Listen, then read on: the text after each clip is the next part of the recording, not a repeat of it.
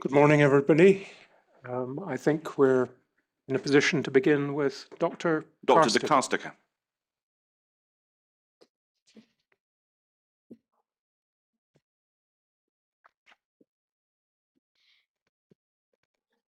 Morning. Morning.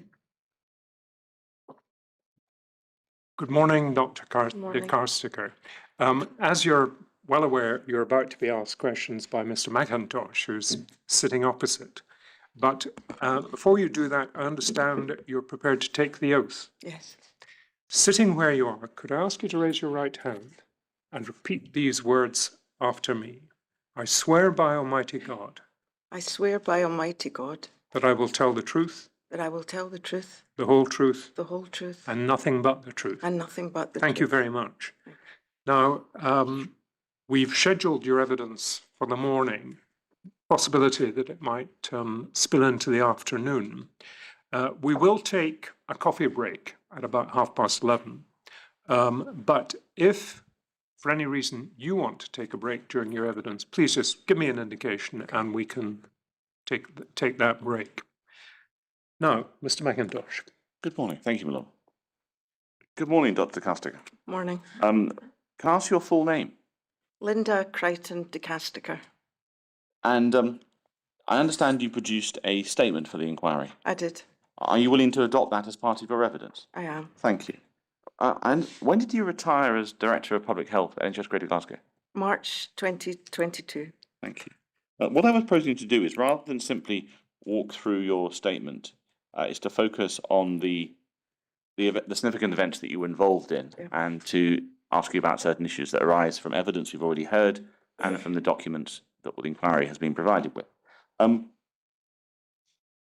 your statement on page 6 of the statement bundle, in the answer to question 16, you explain at the top of the page in answer to 16A that you are one of the non-clinical board directors who would hear and investigate stage 2 whistleblowing concerns. I wondered how many such directors there were in 2018. In 2018, there were just 2. Right. But in previous times, there had been up to 4. Up to 4. And when did you start this role? When did I start that role? It was in 2014. I was first one of the directors that heard stage 2 whistleblowing. I think around then I'd only probably heard had one case, and then I had a year's leave of absence when I went to work for an international charity. So it was really when I came back in 2016 that I had more cases. I understand. And there's something that I've noticed, which I wondered if I could get your broad commentary on. I do see this explained to some extent in the policy, but we've noticed that when you've produced your reports, and indeed other people have produced reports in the stage 3 process, it's not always the case that the whistleblower receives the whole report. They receive an edited report or a letter that contains parts of the report. What sort of principles are you operating when you construct the letter, as it were, from the report?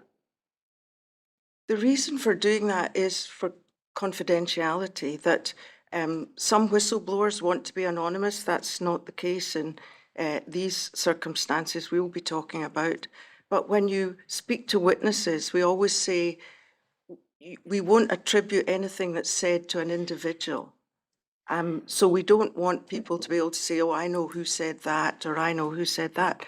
So you summarize the report, giving the pertinent facts, and explaining that the concerns were real, they were upheld, or they were not. Well, I'm sure we'll come back to that when we get to your report. I wanted just to check in with you about your understanding, your involvement. Did you have any involvement in what, in a sense, turns out to have been a stage 1 whistleblow by Dr. Peters, Dr. Redding, and witness 7 in October 2017 before it was raised to a stage 2? I didn't have involvement in that. And in fact, when I interviewed Dr. Redding, she didn't say that I've raised a stage 1. Now, at that point in the policy, it was very common for people to raise their concern with their line manager, which is the policy, But it was very rare that somebody said to their line manager, this is a stage 1. Right. So often people would come to me and they would not have called anything formally a stage 1. They either had spoken to their line manager and still weren't satisfied, or they felt they couldn't speak to their line manager. But I suppose even if they hadn't called it stage 1, would it have been a stage 1 in the policy? Yes, yes. Okay. Now, one of the things that comes out of the meeting on the 4th of October 2017 is an action plan, a Yes. 27-point action plan, and it went to various board committees. And I just wondered if you had any knowledge of it or you came across it in your work before Dr. Redding's email to you in 2018. Not that I recall. I wasn't on the committees that this report might have Right. gone to. As I said in my statement, as corporate directors, we would have regular meetings, and there was discussion, but in a very high level about these concerns. Okay. One of the things we've noticed, we've heard from Dr. Redding particularly, is that she didn't receive a copy of the action plan until much later. It's part of her stage 3 process.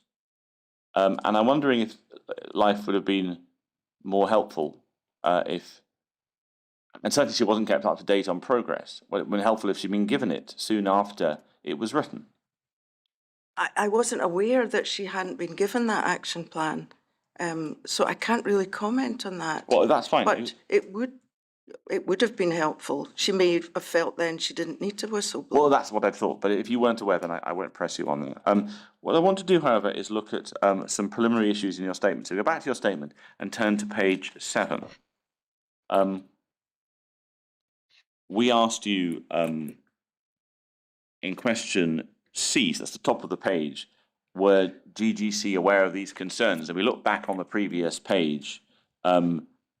We have defined them very, very vaguely as concerns in respect to the built environment. So I appreciate this is quite high-level stuff. One particular issue arises, which is when you carried out the stage 2 whistleblowing investigation, were you then aware, or did you find out at that time, that the number of air changes per hour in the general wards had been derogated or agreed to be changed from 6, which is required by the guidance, to around 3 as part of the procurement process? Is that something you knew about during your investigation?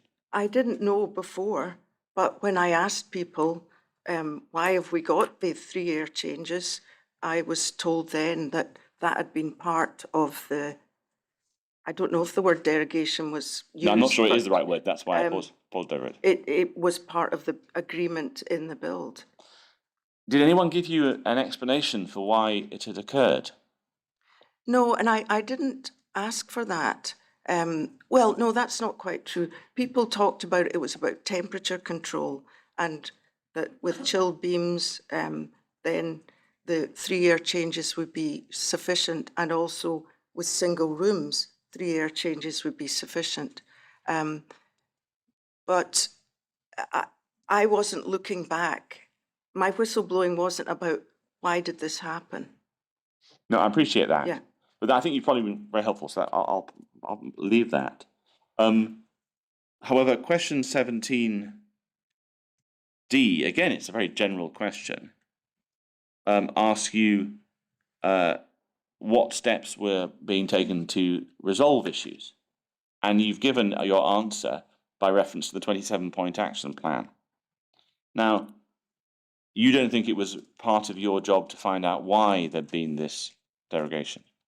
No, I saw this whistleblowing investigation as people coming to me to give me real concerns, which I accepted they were real concerns. And whistleblowing is when somebody feels I'm raising these issues and nobody's listening to me, or I'm raising them and there's no action being taken, or people don't accept their real issues. And therefore, in whistleblowing, that's why they feel they have to whistleblow. Is that the reason? Carry on, please. I found out, or that was my conclusion, was these were real issues. People that needed to know about them, the senior directors that needed to address and fix them, knew about them, and actions were being taken to address them. So I take it that the source for that would have been one of the people you interviewed in the investigation? Yes. Right. Are you able to help me about which one it was? A number of people, so both Tom Walsh and Sandra Devine told me about the SBAR that had been produced and the 27-point action plan. No, And what I meant was particularly in sorry. respect of the air change rate. Who would have been the source for that? Of knowing that it was 3 and not 6, And that it had been done as part of the procurement process? Mary Ann Kane, who was the then interim director of estates. Okay.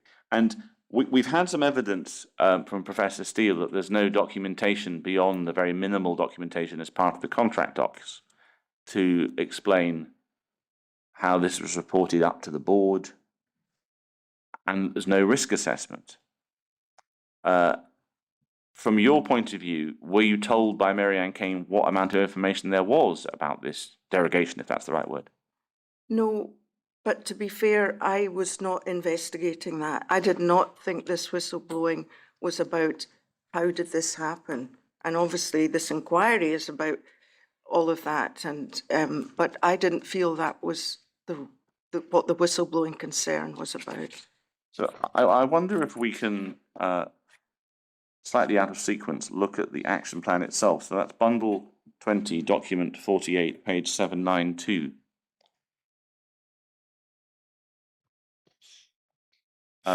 And what I want to do is, this is a report to a committee. I'm assuming you weren't a member of clinical care and governance at this point, no. But if we go on to page 794, we get the action plan itself.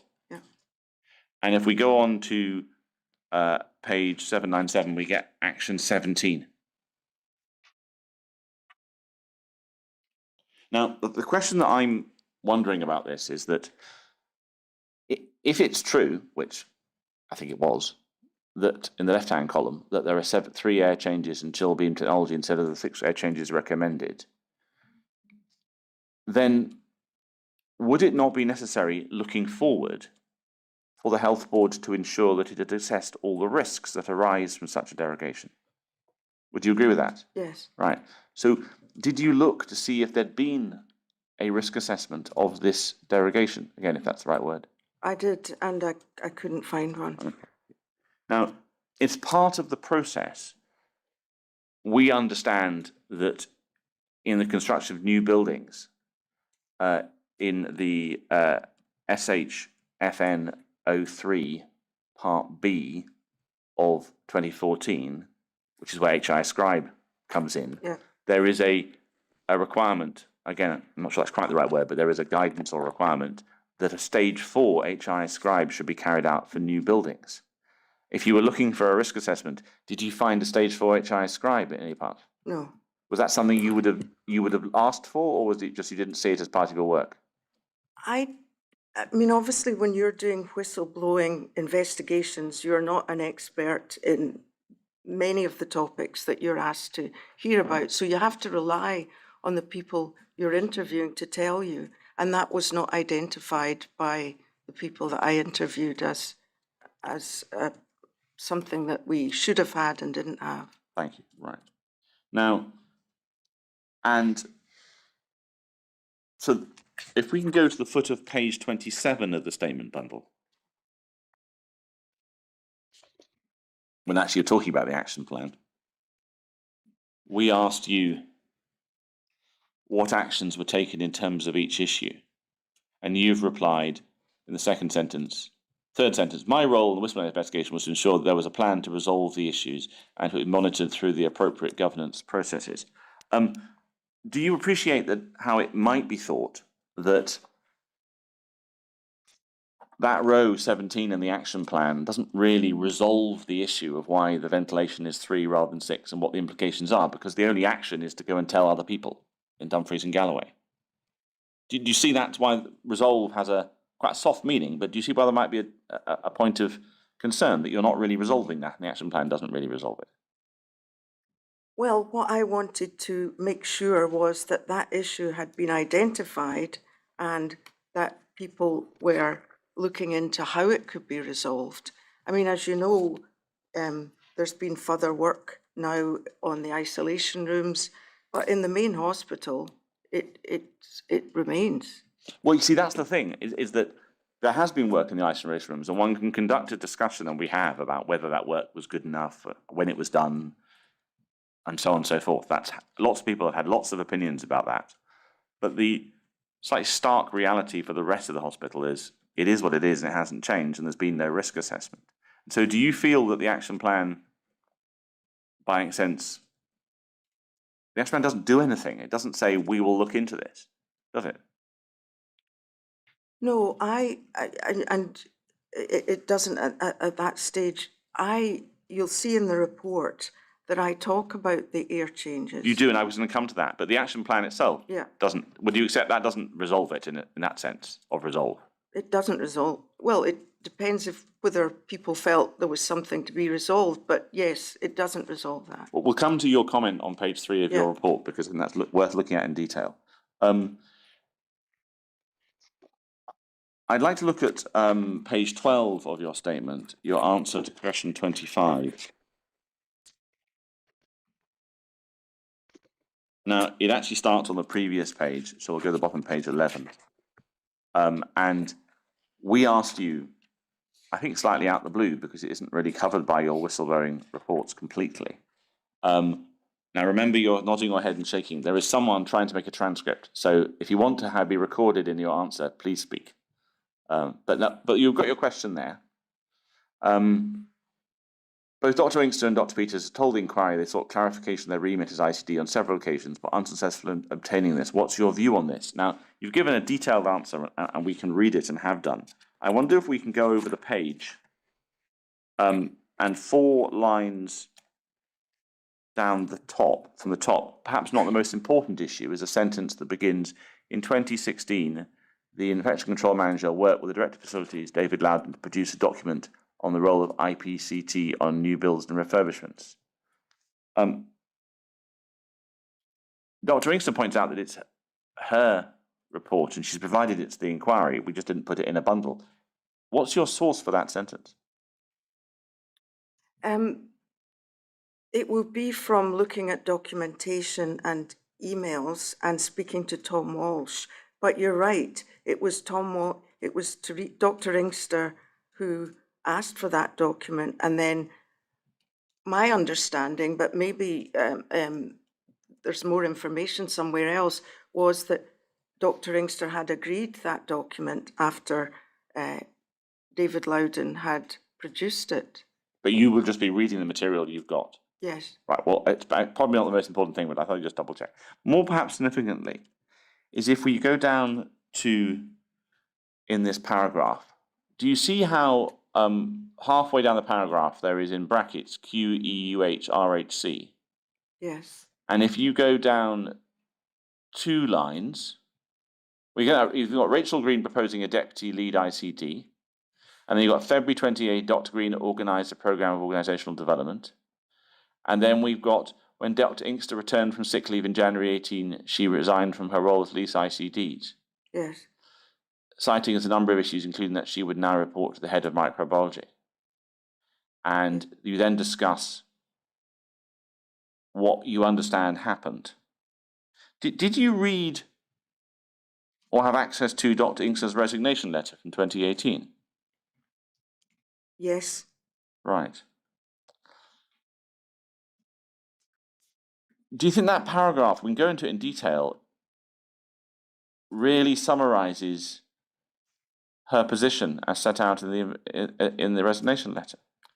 Not fully. I mean, as I said at the start of that answer, I'm looking back at the paperwork in order to answer that question. I see. Well, that's probably all we need to do, because we've obviously heard evidence. We've had Mr. Walsh on it as well. I think possibly Mr. Vine. So I'll move on.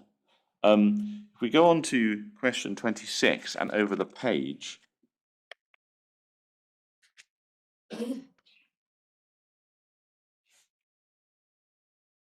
in the middle of this paragraph, do you see the sentence that begins with the line that begins without reference to Dr. Peters?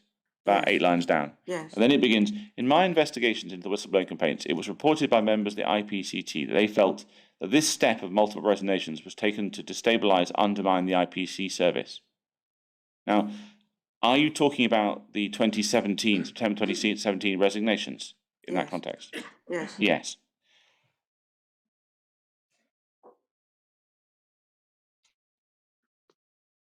What steps did you take to, well, would trying to destabilise a service be a matter of some concern if carried out by a doctor?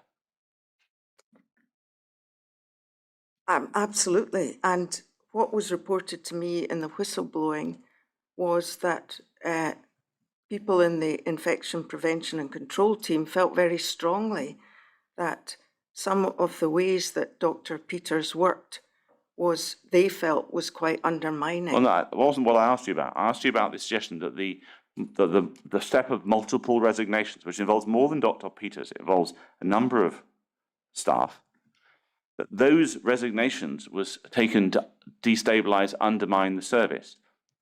What's your source from the idea that the resignations of the multiple microbiologists was done to undermine the service? My source is what was reported to me in the whistleblowing interviews.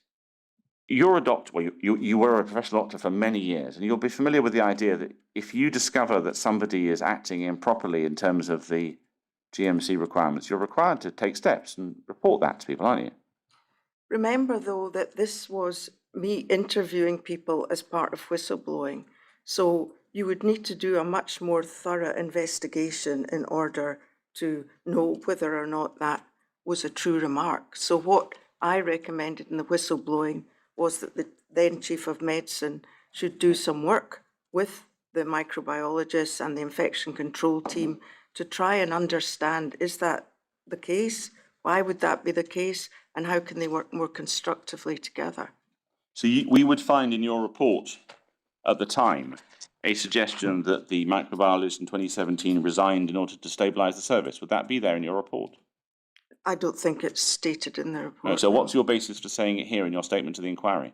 When I went back and looked at some of my notes from the interviews.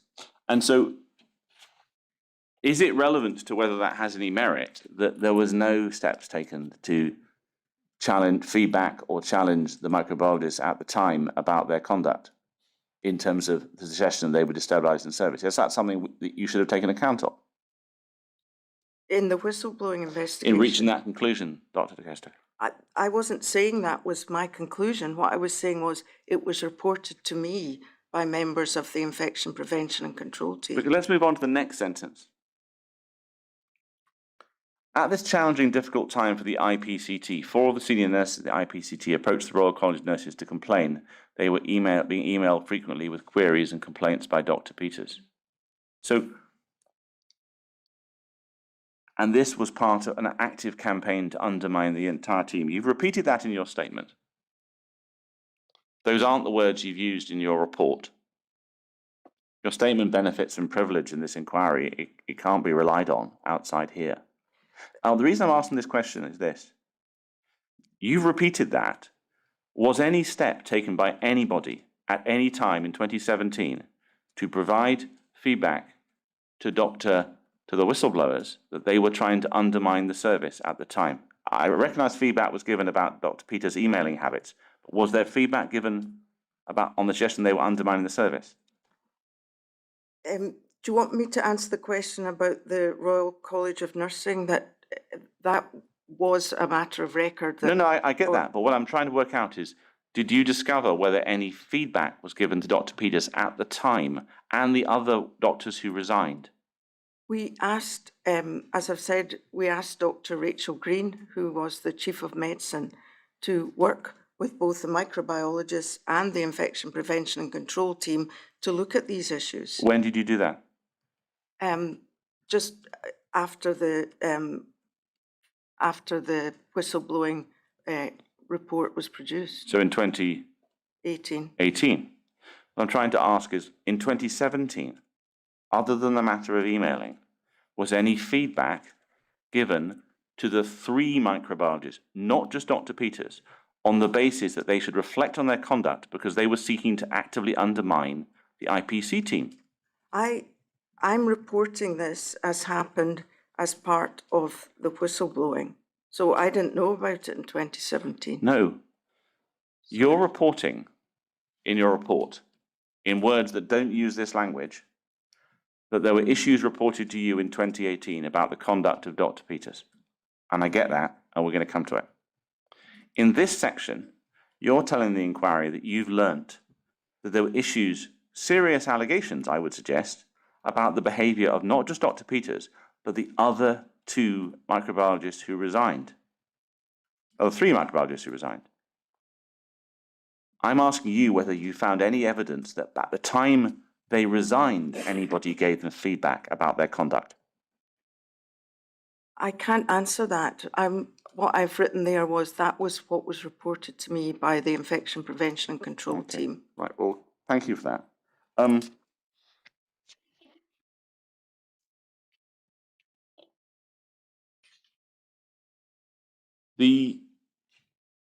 I'd like to look at a report that you said you read, which is Dr. Stewart's report from 2015 rather, which is Bundle 14, Volume 1, Document 41, page 464. Now, you say in your statement that you read this report as part of preparation for your writing a whistleblowing stage 2 report. Is that right? Yes. Yes. And I just wondered if you can help me with paragraph 6. There's 2 questions that arise from it. The first one is Dr. Stewart appears to be setting out 2 different perspectives on the problem he's looking into. And so he's reporting 2 things. He doesn't say whether they're true or untrue. He just reports them. And it's in the second sentence. On the one hand, there are reports from ICDs having their professional authority undermined by the overturning of decisions by the IC management team. Now, that's from 2015, and that's the reports that he's acknowledging the existence of. Is that in some way similar to some of the issues being raised in the original whistleblower in 2017? That the ICDs felt their professional authority was being undermined. Yes. Neither Dr. Redding nor Dr. Peters in the original whistleblowing said that specifically. They said they felt they'd been isolated because they were whistleblowers, and that they weren't being listened to, but they didn't use that type of phraseology. Okay. And then the second sentence. Whilst on the other hand, there are reports of ICDs not taking decisions when given authority to do so. Is that not perhaps relevant to the issue that was raised in the stage 1 whistleblower about people being asked to sign off things they hadn't been involved in?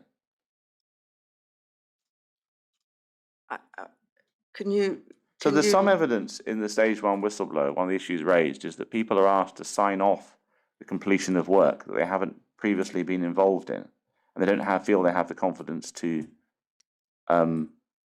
do. And whilst that may not necessarily be in the list of things that Dr. Redding puts in her email, what I'm wondering is that these 2 sentences, both sides of the coin, as it were, to some extent, are they not touching on the same issues that underlie the stage 1 whistleblower as well? They are, that we needed to find or help both the microbiologists, the infection control doctors, and the rest of the infection prevention and control team to work more constructively together. What I want to do is then look at the final sentence, which is, I'm just hoping that you might be able to help us understand what it might mean and what you thought it meant. So whilst it's clear that concerns for patient safety is the primary motivators for ICDs when arriving at decisions, there appears on occasion to be a lack of appreciation by some ICDs for the need to risk assess decisions from an organisational political perspective. Now, you read that. What do you think it means? I read that as meaning there may be issues that an ICD would say we need to close this ward or close this hospital or take actions that were very specific for infection control without taking, but they also needed to take due consideration of, well, what does that mean for patients? That might have unintended consequences or obvious consequences for patient care and patient safety. And all of their job is to bring these different risks and benefits together. I appreciate that might be encapsulated in organisational perspective. What's the word political mean there? I wasn't sure what that word political, I suppose I read it as that same issue.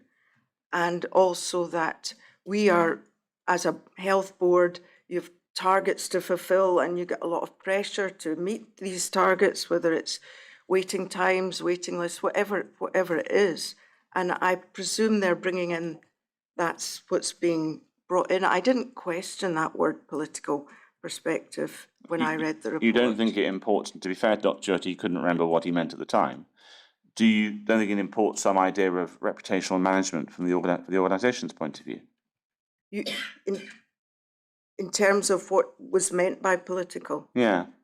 I think reputational damage in this circumstance is important because your hospitals have to be safe, patients have to be safe, but also people have to, who are having to go into hospital, need to feel they're going into a safe environment where they'll be well cared for.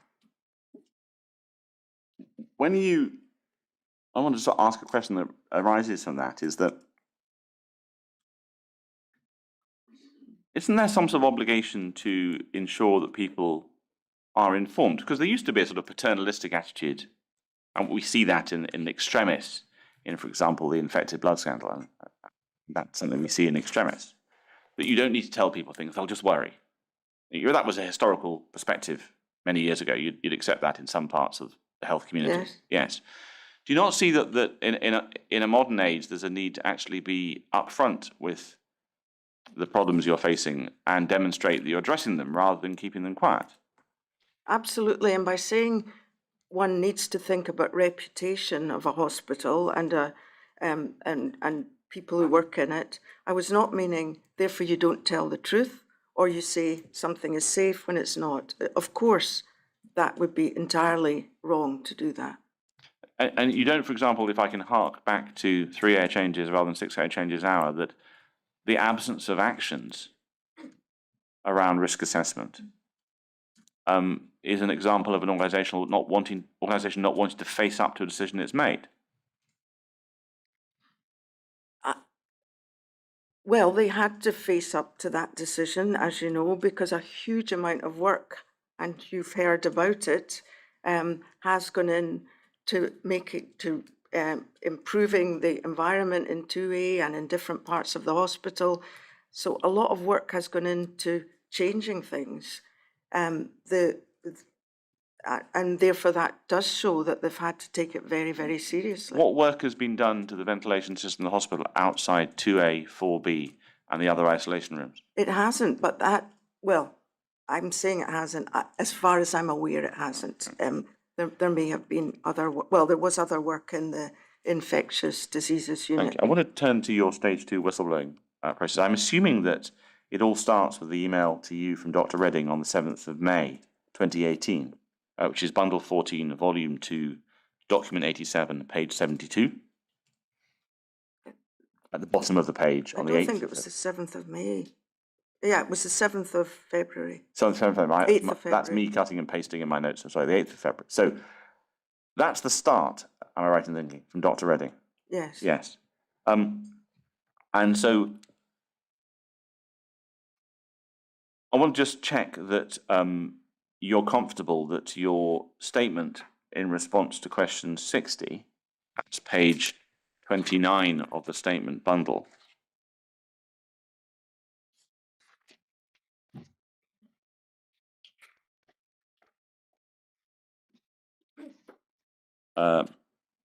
is effectively you summarising what the issues that she was raising with you were? Yeah. Yes. Right.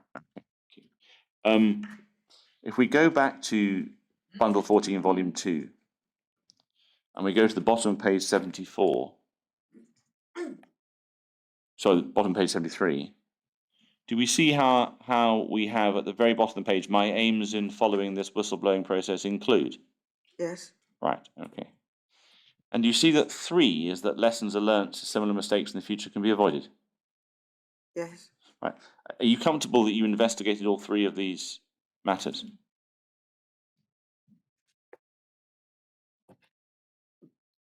I did not, as I've already said, investigate how did this happen. So how can lessons be learnt if you don't investigate how it happened?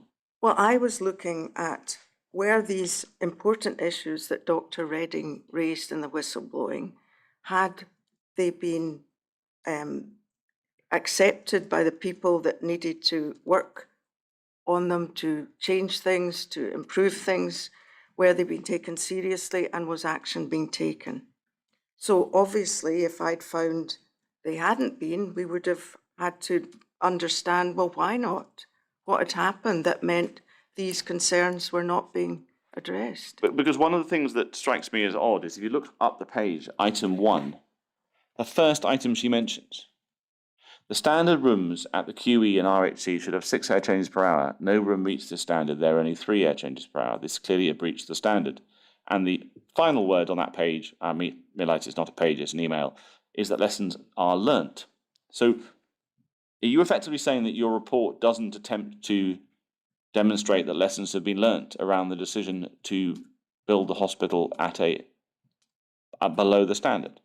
No, it didn't. It didn't look at that. And I, as I've said, was wanting to make sure that the concerns that had been raised were being taken seriously and addressed. I was not intending to, and as you can see, I didn't, try and investigate how did that come about. I mean, do you think it might have helped had you done so? And I'll set out why. Is that this is early 2018. We know that in late 2019, Professor Steele comes into post. One of his earliest actions is to conduct a review of the building and how it was procured, and it's a very shorthand, but it covers within it how it was that the ventilation system ended up being what it was. Now, he's found there's no documentation to justify it other than the most minimum material in the contract material.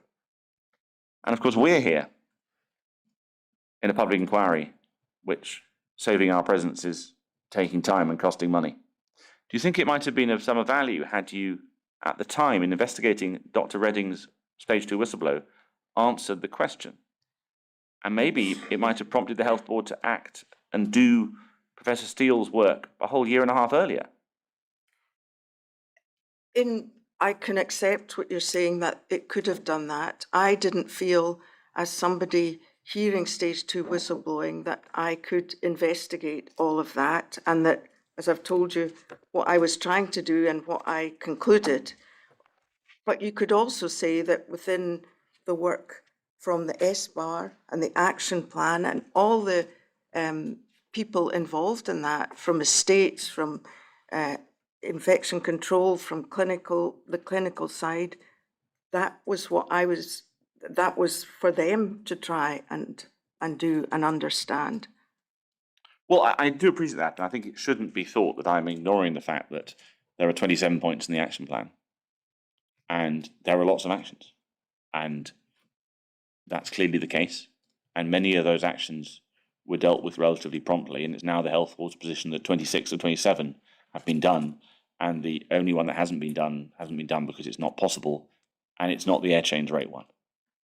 So I absolutely accept that a lot of the action plan, or probably all of it, has been acted on in a way that there's maybe not too much disagreement about its effectiveness. Eventually, there might be an argument about timing, but it's been done.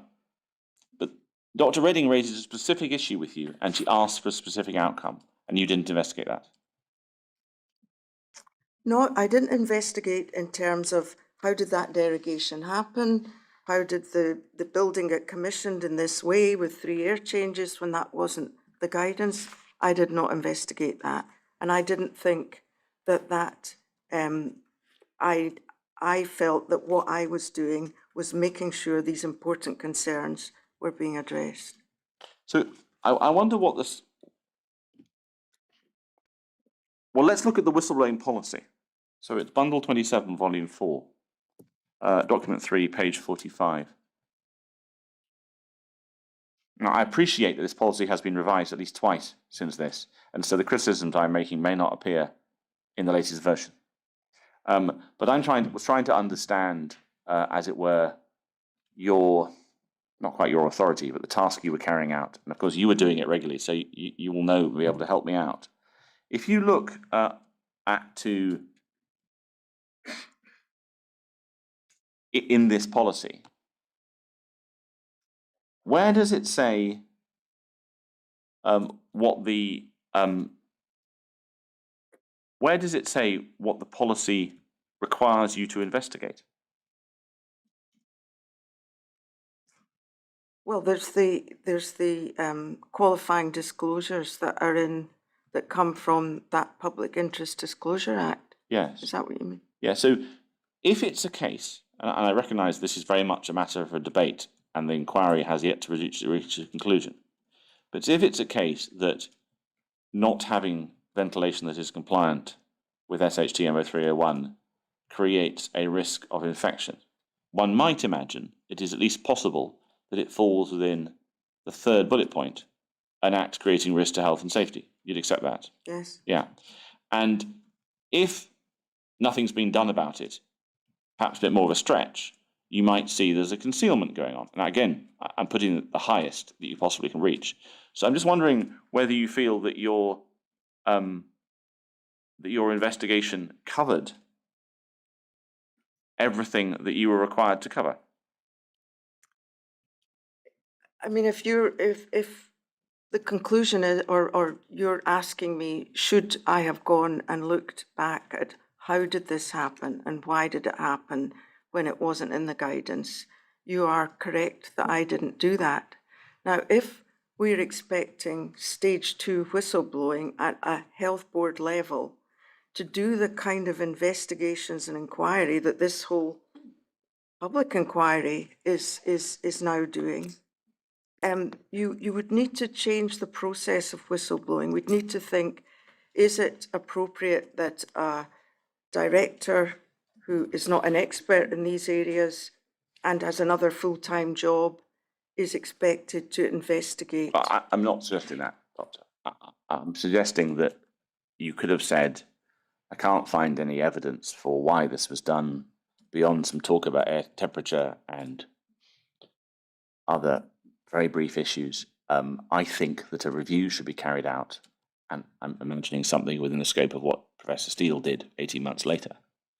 And so I'm wondering, so if you didn't do it, you didn't do it. I mean, bothering you about it doesn't really achieve much anymore, but I appreciate your point that you didn't feel it was within your capabilities or of time and available resource to do what I'm suggesting you should have done. Yes, and I also at the time felt these issues were being addressed through another process, so I didn't feel I needed to do that. Knowing what we know now and looking back, I can see what you're saying. Well, what I'd like to do now then is to look at the report itself. So the report itself is Bundle 27, Volume 4, Document 6, page 81. And so firstly, am I right in thinking that the reason this report wouldn't have been sent to Dr. Redding, and you just wrote a letter, was that you're stripping out the names of people you spoke to? Yes, and also there were issues about that people had talked about Dr. Peters' behaviour, and obviously this is a select sample, so it wasn't a full investigation into her in any way, but rather than going down any HR process or whatever, I was asking Rachel Green to look into this and speak to her about it. So I didn't want her finding out what some people were saying if she wasn't aware of it through reading this report. Well, that's the interesting question. So firstly, what's Dr. Peters' status when she is at the meeting between you and Dr. Redding? Because she comes to that meeting. What is she a stage 2 whistleblower at that point? Dr. Redding said she hadn't told me in advance, but when she arrived, Dr. Peters was with her, and I was very happy to meet with both of them, and they both talked about the concerns that you're well aware of. So I did see her as a fellow whistleblower, yes. Why do you think that using the term very loosely, the failings potential failings or issues around Dr. Peters, which form a significant part of this document, are something that you require to investigate? I didn't investigate it and I wasn't required to investigate it, but in the interviews, it came out very strongly from the people I interviewed. People were very distressed and emotional at the interviews when they talked about it and were finding it very difficult. So I felt I had to report it in order that we could put some help and support in place. But you didn't give any indication to Dr. Peters in the letter that you sent to her or Dr. Redding that No, these have been made? You're right, I didn't. Because I wanted Dr. Rachel Green, the Chief of Medicine, to speak to her about it in a more supportive way. So if it's not relevant to the issues, is it relevant at all to the issues you had to report on? If people that I interview are saying it makes our work very difficult and we're very distressed by it, I felt it was relevant to. Why is it report relevant to the 5 issues listed on the top half of page 81 that Dr. Peters sends too many emails or puts red underneath them? It was more than she sends too many emails. It was the way she was working with the infection prevention and control team. And you're right, it's not part of the main points of the complaint. But It's not part of any point of the complaint, is it? It's not part of them, but both Dr. Redding and Dr. Peters, during their discussion with me about the whistleblowing, raised the point that they found it difficult to work with the infection prevention and control team. So they raised it as an issue first. And I'm assuming you would have been aware that at the time Dr. Peters was being annually appraised with no issues being raised. In fact, there's quite a lot of praise in her appraisals at the time. Yes, and you have to understand what medical appraisal is. It's a form of facilitated self-reflection. So you choose your appraiser. They might not even be in your specialty. It's about self-reflection. It's also to make sure that you're doing all your CPD, continuing professional development, that you're auditing your practice, that you're looking at outcomes. It is meant to be a very supportive and reflective process, although in some of the later appraisals, Dr. Peters does talk about some of the difficulties in communication, relationships. She talks about toxic culture of working in the environment she was. Indeed, she's given evidence on the inquiry about that. Let's go back to the whistleblowing policy, which is Bundle 27, Volume 4, page 45. And I want to look at a particular section. I want to check whether you were operating under this policy. She's on page 46, the bottom of the page, paragraph 13.4.1. There may be occasions when a concern is raised either in an ulterior motive or maliciously. Were you investigating this were you concerned that these whistleblowers are raising the matter with an ulterior motive or maliciously? No. No, okay. I said I thought they'd raised very important and real issues, and I said that to them. Yeah, and so what I'm wondering is, you listened to some of the people in that meeting, who gave you explanations, and many of them have given evidence to this inquiry. You reported what they had to say who receives the report, incidentally? The report goes to, we had a non-executive director who was the whistleblowing lead. They're now called the whistleblowing champion. She would review it, and then a summary would go to the Care Governance Committee and to the Partnership Forum. And did you discuss the draft with Dr. Armstrong? No, I don't think so. Well, I can't recall, to be honest. What I wanted to do was to look at Bundle 14, Volume 2, page 71. So this is an email thread. At the bottom of the page, we have an email from you to Ms. Haynes on the 12th of April 2018, and you needed to call with Rachel Green. And then Ms. Haynes responds on the 12th of April saying, once you've spoken to Rachel, do you want to meet, see what I can do to help?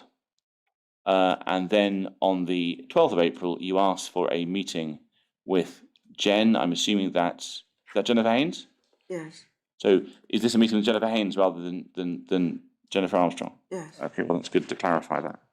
So one of the things, let me take that off the screen. Would you be aware that when we have received evidence about these events and what happened afterwards, the terms of your whistleblowing report have been relied on by the senior people in the board to justify their criticisms of Dr. Peters? I'm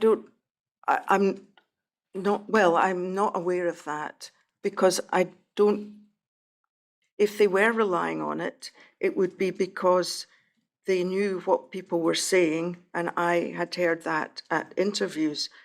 If someone was relying on that as the only source, I would find that strange if they hadn't experienced it themselves. Well, what seems to happen is that the nurses who contact the Royal College, the emails, are mentioned a lot by people who are discussing Dr. Peters. And to be fair, I think you're the only person who's reported, maybe to Mr. Walsh, if I remember correctly, I could be wrong, who report the view that there was something sort of challenging about the decision of lots of people to resign in 2017. But these things get repeated. And would you accept that there's a risk of your approach in putting this into the whistleblowing report and not telling Dr. Peters about it, that it becomes just another blow, another bit of mud that sticks? It's never been investigated, but you've written it down in the report. It now becomes a document that we get quoted at us. But if you look at what I said in the report, it was I heard a consistent story of these issues. And as I've said, people were very distressed and upset when I interviewed them and they talked about it. So it's quite high level what I'd put there. And when Dr. Green spoke to Dr. Peters and was offering mentorship, coaching, organizational development, she will have known that that was from the interviews of the whistleblowing. I appreciate that, but Dr. Peters won't have done, because Dr. Peters replied to your letter in May and said she was now content. That's roughly right. Yes, yeah. Do you think she'd have replied in those terms if she'd known what your report actually said about her? I don't know the answer to that, because what I was reporting to her was the concerns you've raised. They've been taken very seriously, and we're aware of actions that have been taken. At the same time, in the interviews, I had heard these disturbing reports of how people were finding interactions with her. And so I asked Rachel Green to put in a process to try and help with this. Which involved not telling Dr. Peters that you were doing this? I didn't say to her that she shouldn't tell her. When she wrote a letter back to you saying, email back saying, I'm content with this now, you didn't write say, whoa, No, you ought to know, I've just instigated, I've listened to a bunch of people say bad things about you, I've written it down in the report, and I'm now asking that your manager take it up with you. You didn't tell her that.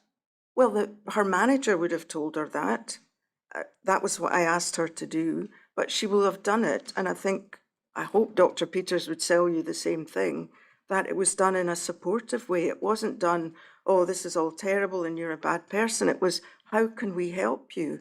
How can we help the teams work better together? Well, let's look at your report. We'll go back to Bundle 27, Volume 4, page 81. So you described the background on the first page. And over the page, you've listed who you spoke to. So you've Dr. Kennedy, who's given evidence to the inquiry. Professor Jones is unwell, who hasn't given evidence, but he's given us a statement. And he has said various things. Mr. Walsh gave evidence to the inquiry. He's given us a statement. Mr. Vine's given evidence to the inquiry, and she's given evidence in the form of a statement as well. Dr. Green hasn't given evidence to the inquiry. Dr. Inkster has given evidence to the inquiry, and Miss Kane hasn't yet given evidence to the inquiry. Now, you reviewed various documentation. Did you not review SHTMO 301, the 2009 version about ventilation for hospitals? I did. I Okay. did. Right. So I'm sorry if that's not listed. And then you set out in the findings, and you set out the issues that were raised in the original process, the bottom of page 82. And then at the top of page 83, you say a paragraph which I'm quite interested in. I'd like to understand a bit more about its source. So I've discussed this with Dr. Inkster. I discussed with the lead infection control doctor the 3 versus 6 air changes, and she accepts that she did speak to you about this. The Scottish Hospital Building Note recommends 6 air changes now, and that's correct. And then you say, however, the infection control team consider the additional risk to patients in standard accommodation is negligible, as 3 air changes brings contamination down to 5%, and it is single accommodation. There have been no transmissions of the high-risk pathogens, and there's now alternative pathways in place for the very high-risk ones, such as MERS and MDR-TB. The risk in aerosol generating procedures is reduced by advising to keep FFP masks on whilst in the room and for periods of time after end of procedure, 1 hour normally, but extended to 2 hours in QERHC. Now, what's interesting about Dr. Inkster's comment on this is whilst the latter section from there are now alternative pathways seems to arise from an SBAR she wrote in 2017 about the air changes. Did you see that document? Yes, I'm on the wrong page, actually. I'm still on Page page 83. 82. Thank you. Sorry, yes. So if we look at that first paragraph I was reading from, Yep. the first sentence, Dr. Inkster accepts that she did speak to you about this. The second sentence she accepts is true. I want to come back to the third one in a moment. But in the fourth one, there has been no transmission of the high-risk pathogens to the end. She accepts that's, in a sense, a summary of an SBAR she wrote in 2016 about the air change rates. Did you see that SBAR? I'm not sure if I did or not. I don't think I did at the time. What happened with this was when the original report went to the whistleblowing champion, the lead non-exec, she did say, you need to say more about the air changes.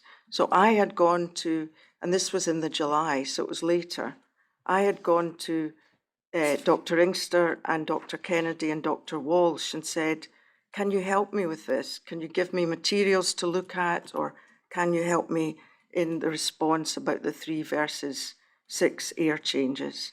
And I got a response on the 10th of July, I think it was, by email. It was from Dr. Kennedy, but Dr. Inkster was copied in, and it said that Dr. Inkster and himself had discussed this, and here were what they thought was a summary in bullet points. So I then wrote that in sentences. Perhaps I should have just left the original bullet points. Because the reason I was about to ask you is that she maintains that the third sentence is entirely inaccurate, and she wouldn't use the concept of 5%, brings contamination down to 5%. Well, it was in the email, and she was part of that. It was in the email that the first air change, each air change reduces it by 63%. Then after 3, it's 5%. I think CDC says rule of thumb is it should be less than 1%, but the email said with single rooms, shutting doors, etc., then they considered the risk to patients who were not immunocompromised in the general hospital to be negligible. Well, I'd be grateful if you could provide that email to the CLO who represent the health board, and they can disclose it to us. It wasn't included in your whistleblower narrative document. Is there any particular reason? Sorry, that I hadn't sent you that email. Well, you prepared a document last year, or year before last, called the Whistleblower Narrative with lots of embedded emails. It wasn't in there. Any particular reason why? No. If you could provide that to the CLO, I'd be obliged. Right, let's go on in this document. You've got paragraph 5, despite the legitimate concerns about patient safety raised by Dr. Redding and Dr. Peters, there were no increased levels of infection. Now, and the recent prevalence survey showed that RHC had lower rates than the Edinburgh Children's Hospital. Now, it seems from Mr. Vine's evidence that the prevalence survey might have been in respect of hospital-acquired infections like E. coli and MRSA. Would that be relevant to the issues about the environment? I accept that what is written there is about the national and routinely produced data that was available, the point prevalence study and the indicators, E. coli, Staph aureus, C. diff. These were the data that we had, and also surgical site infections, which were relevant more to the Institute of Neurological Sciences. So that was the information that was given, which was the information that was available at the time. I take your point that since then we know a lot more about the infections, and it's not just the rate of infection, it's the type of infection. Because this report to you is dated May, but you were still writing it, you just said in July 2018. I only went back and added in about the air changes. So it's May 2018? Yeah. Right, so that would have been around the time of the water incident debriefing meeting. Yes. So there would have been evidence of increased rates of infection, at least from some people's points of view, because there was a substantial health board response to a water incident in the Schiehallion News at that point, wasn't there? I was reporting what had been the information that was given to me by the infection prevention control team about Could it have the been rates of from infection. Mr. Walsh or Mr. Vine? It was from Sandra Devine, yes. Okay. Let's move on to the final processes. Dr. Redding and Dr. Peters raised concerns they were not being updated on progress to resolve their concerns. Now, if it's the case they weren't being given a copy of the action plan or told it was being reported to the board, that might be a simple issue. They just weren't being told what had happened to the action plan. Yes, and neither Dr. Redding nor Peters raised that specifically, that they were not, that they'd had the SBAR, the meeting about the SBAR, and then not found out what had happened. Because they wouldn't know there was an action plan if they hadn't been told, would they? No, but they might have raised the issue. We had that meeting and then we didn't hear what had happened. Could it be that some of the emails Dr. Peters sent about that were fall into the she's sending too many emails complaint that we're about to get to? The issues that were raised with me were not about these, it was about not being invited to meetings or wanting to see a lot more information or providing results that the team already had but had to go and double check. So it was these types. It wasn't that she was saying, has there been an update and what's happened since the SBAR meeting? Because yes, that these would have been legitimate emails and right for her to ask that question. It's just the point that I suppose to wrap up this point is that up until about now, i.e. the summer of 2018, has there been a significant issue raised by Dr. Peters about infection risk in the new hospital, whether in 2A, 2B, the cystic fibrosis wards or elsewhere in the hospital, which turns out not to be, that's linked to the environment, it turns out not to actually be right? Not that I'm aware of, but these concerns were not about her being a whistleblower or not about her raising these important concerns. They were not about that. Are you familiar with the concept, speaking colloquially, of playing the man, not the ball? You can explain. The idea that when you're faced with a difficult problem, I think it's probably a sporting metaphor, and I'm a terrible person to talk about sporting metaphors, but that you play the man, not the ball.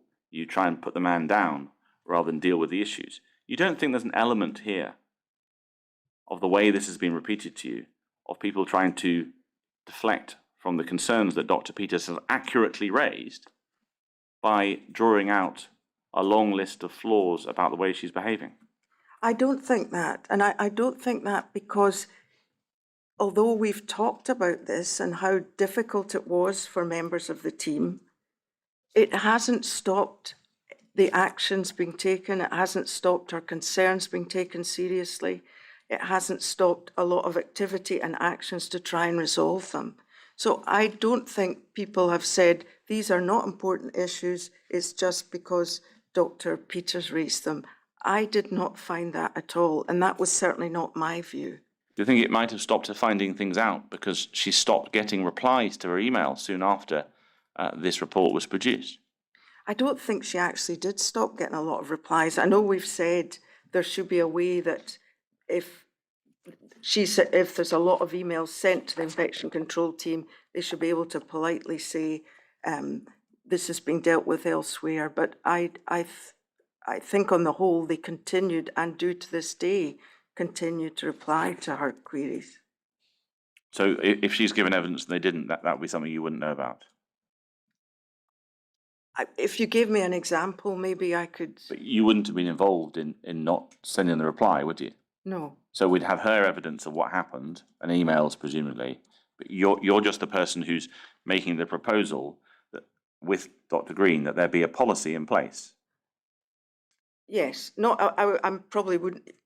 Yes, that we would give permission to the infection prevention control team if they were getting a lot of these emails, which they talked about the numbers and the volume, that they would be enabled to at times say, look, we don't need to answer this, Dr. Peters, it's being dealt with by Dr. Inkster or Professor Leonard or whoever.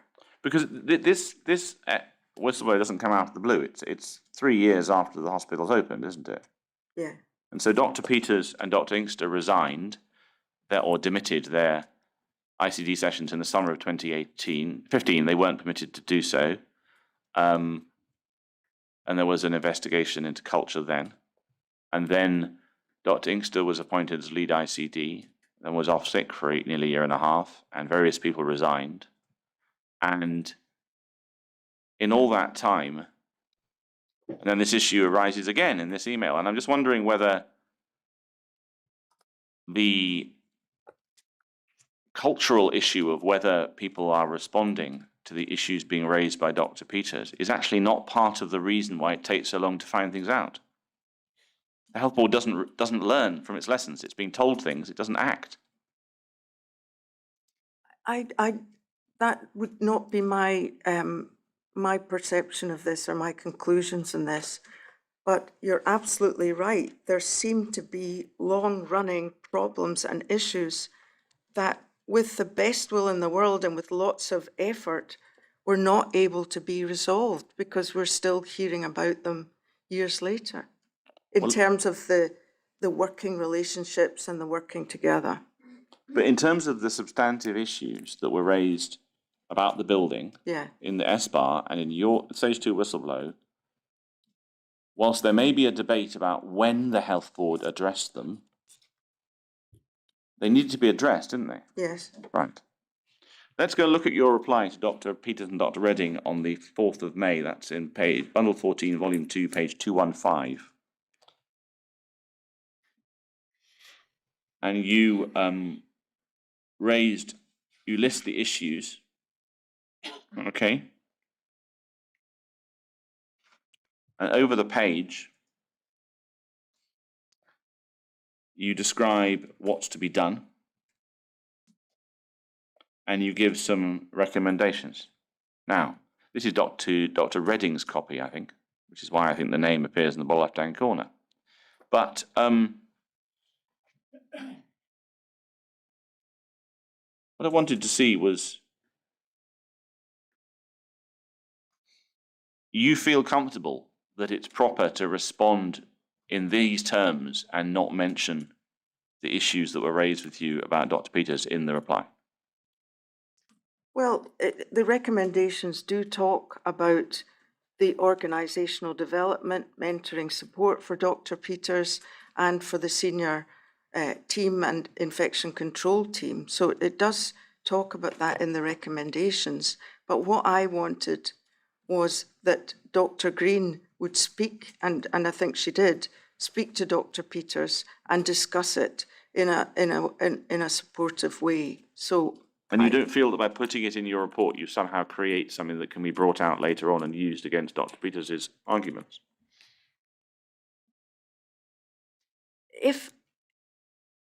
If I thought that people were doing, as you say, focusing on the man and not the ball, I would say yes to that, but I don't think that is what happened. Okay. What I'd like to do now is to move on to a small investigation that you carried out in 2019 in respect to the relationship between, do take it off the screen, between Dr. Inkster and Professor Steele. Do you recollect this? Yes. I think there might be a meeting minute, which is bundle 14, volume 2, page 400.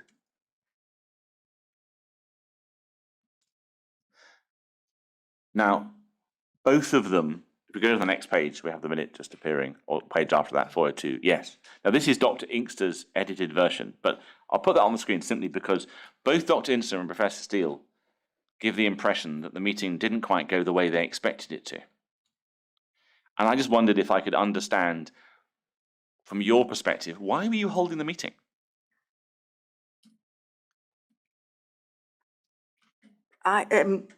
Dr. Armstrong had called the meeting, and she may be able to give you more background when she gives you her evidence.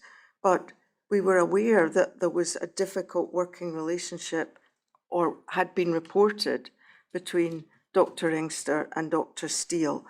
We needed them, maybe that's not quite fair, difficult working relationship, but we needed them to work really well and really closely together. They were key people in the management of this incident and incidents. And they were working together on the incident management team.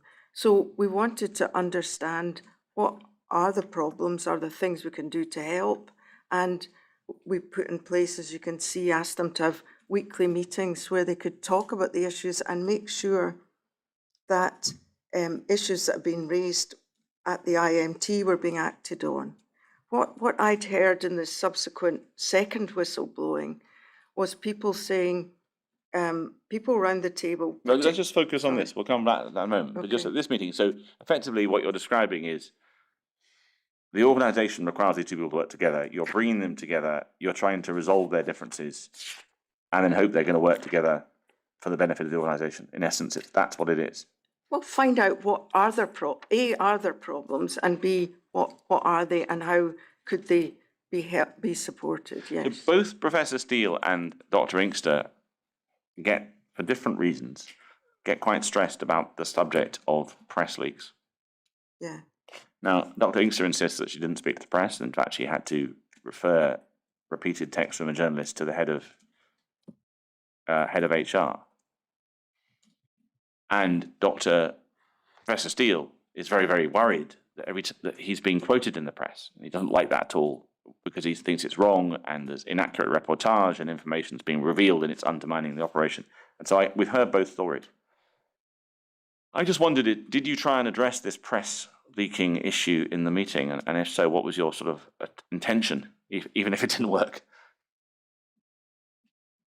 We weren't asking, as I recall, we didn't specifically say, did you leak things to the media? I think both of them reassured us that they hadn't. But we'd had a media inquiry about allegations of bullying. And it was implied it was between infection control and estates. And so we wanted to know, is this an issue that you're aware of? And is there something here we need to do to further address? Okay, thank you. Well, what I'll do is move on to, take it off the screen, please, to the events of August 2019. Now, ultimately, we'll discuss in a moment a meeting you held on the 20th of August, which discussed the change of IMT chair. But I want to understand a little bit more about how you got there. I'll start with you, and then we'll bring in everyone else. So there's obviously been this tension back in March. There's been this meeting we just discussed. You're not an IMT attendee? No. No. So when do you first have anyone speak to you about the possibility that the chair of the IMT should be changed? It didn't happen quite like that. After the meeting on the 14th of August, there'd been a That'd be great, the IMT, not that day. the IMT, Yes, right, sorry, yeah. the IMT meeting then, there had been feedback, not to me personally, I hadn't heard any of that feedback, but to Dr. Maguire from the clinical nurses, to Dr. Armstrong herself, to Sandra Devine, that it had been a very, very difficult meeting. And the way it was described was very extreme, off the scale bad, toxic, I feel intimidated, I never want to go back to an IMT, the body language was terrible.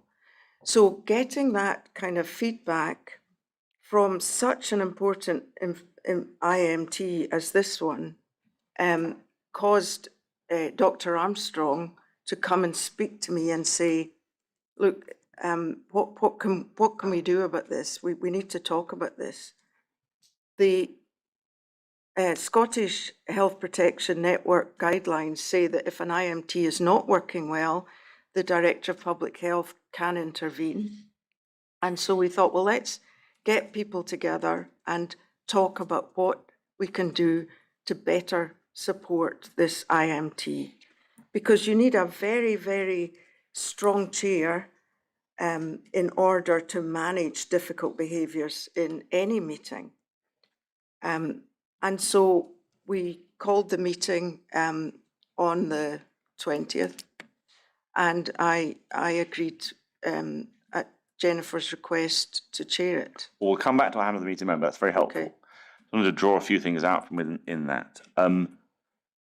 The process, I mean, did you speak to Professor Steele on the 14th? No, I didn't have any of the feedback personally, although I have thought about this and I wonder, I think I maybe, when I heard from Dr. Armstrong about the feedback she was getting, I think I may have spoken to Dr. Kennedy, who was in my team, how he had found it. Professor Steele didn't come and speak to you? No. And Sandra Devine was, of course, at the meeting. Can I just go back to that? Professor Steele will have spoken to Dr. Armstrong, though. We're all in. You're all in the same space. Yeah, because But the he way didn't it's speak to been me. described, the impression I'm getting, and I mean, stop me if I've got this impression wrong, because it's just a sort of fuzzy feeling at the moment, is that the meeting takes place over in the level 9 seminar room. And it's a 12 o'clock meeting, so it'll run on for a few hours. It's mid-afternoon. That sound about right? Yes. Yeah. And then people come back. Now, Professor Steele works near you. Yes. And does Sandra Devine work near you? No, No. but she's often in and out the She's office. often in and out, yes. And Dr. Deegan would have worked near you. He did, yeah. Would Dr. Kennedy have been located near to you? Not in the same building, but near. Yeah. So what I'm wondering is that when you say you've received this feedback and you've described it in exactly the same terms as some of the witnesses who were there, you're receiving it from the people whose journey from the meeting is to come back to your building. You're hearing from Tom Steele, Sandra Devine, Dr. Deegan, Dr. Kennedy. You're not hearing it from the other members of the IMT. Would that be fair?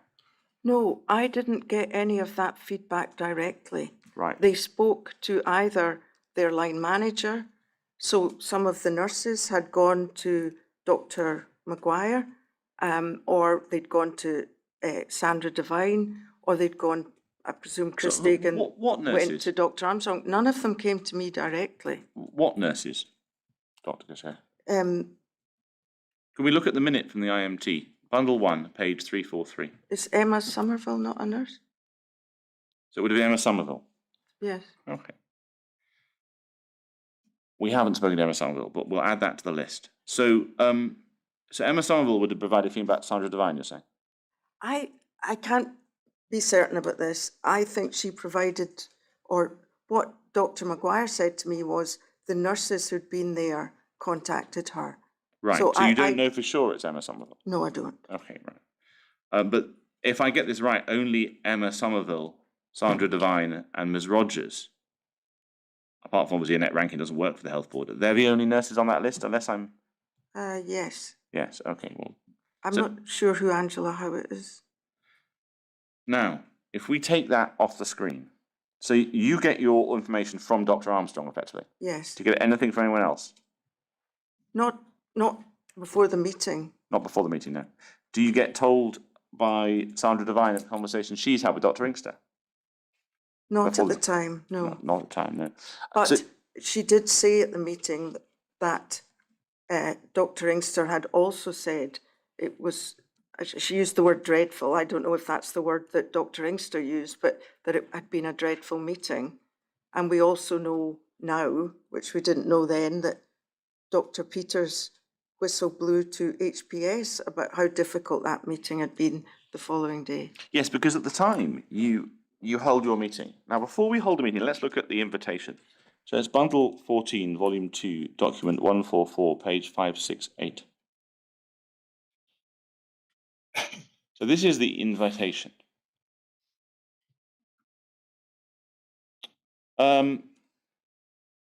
What's this an invitation to? It's to the meeting to discuss how we better support about the working of the IMT. So Now, why doesn't the abbreviation IMT appear in the email? I actually can't answer that. I accept it's vague. Dr. Armstrong had drafted that invitation. I had agreed it. I maybe didn't look at it closely enough, but what I do know is that everyone invited to that meeting did know what it was about. We weren't trying to invite them to a meeting and it was going to be about something different. I think it was deliberately, maybe it was vague, not to presuppose the outcome of the meeting. Well, because it does. Because how would you react to this that the meeting was a presupposed outcome? Sorry, repeat that? The outcome of the meeting was inevitable, wasn't it, Dr. Caestecker? No, not from my point of view. I was the chair of the meeting and I wanted to consider how could we better ensure this IMT was working well. Why isn't Professor Gibson invited? Clinicians are very, very busy people. They were already finding this whole process was taking up a lot of their time. We didn't talk about whether we should invite the clinicians. The feedback we'd had was consistent that it was a very difficult meeting.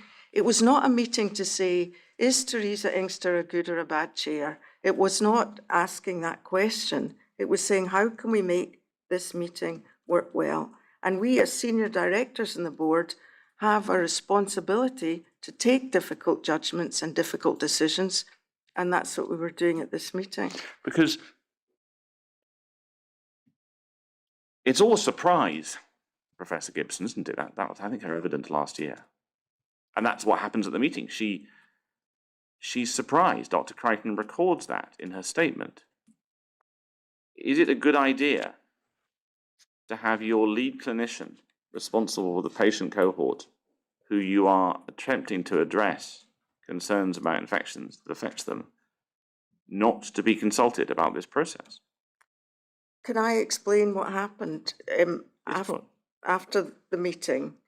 That we'd had the meeting and the rationale for changing the chair was certainly when we have public health IMTs, if it's a difficult IMT and it's complex, we would have a separate chair than the subject expert. Dr. Inkster was the subject expert. She needed to present data, she needed to bring information, she needed to be thinking about the investigation. To also manage what we've heard were difficult behaviours and different views. It was not a reflection on her as a bad chair. It was saying that's almost an impossible task for anybody. Because the way that... And in terms of Professor Gibson finding out, what happened was Dr. Inkster was meant to be at that meeting. I then found out late in the day she was off sick, but we decided we should go ahead with the meeting because it was such an important IMT. It was vital we kept it going, so we went ahead with the meeting. What I was told was that Dr. Inkster was still off sick on the Friday when there was going to be an IMT. So Sandra Devine had spoken to all the ICDs and said, can one of you chair this meeting because Dr. Inkster is off sick? We would not have changed the chair without speaking to Dr. Inkster and letting the rest of the IMT know this is what we're doing. We're doing it in order to support the IMT. We hope Dr. Inkster will still be at the IMT as a very important contributing member, but we've got somebody separate chairing it to make it work better. What I didn't know, and I don't think Dr. Crichton knew, was that Dr. Inkster was back from leave that day. We would not have had it play out in that way had we known. But it did play out that way. It did. And I And there's think no email from you or Sandra Devine or Dr. Armstrong to Dr. Inkster saying, I'm sending you this email, conscious that you're on sick leave, because this meeting's going ahead on Friday. I'd be obliged if you phone me, or this is the reason, or here's a copy of the minute. None of that happened, did it? I thought it did.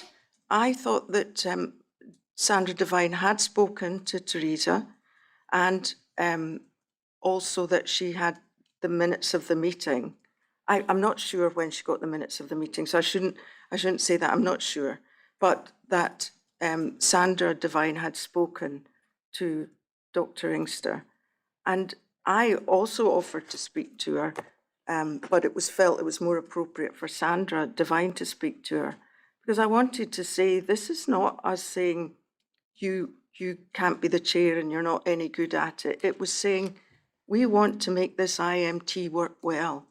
And So just to be clear, there was no suggestion, as far as you understand it, that there was a desire to remove Dr. Inkster because of the decision she was making in the IMT. not from my point of view as You were the never chair of told the that by meeting. anybody else. What was described at the meeting, and Well, let's look at the minute while we talk about it. Okay. It's bundle 6, page 70.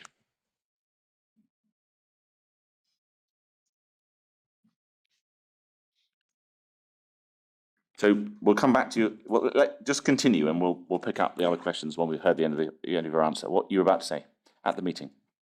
At the meeting, I can't recall exactly who was saying it. It may well have been Dr. Armstrong, and she can talk about this when she gives her evidence, that there were some concerns about some, I don't quite know what the wording would be, but Dr. Inkster continuing to look for other causes and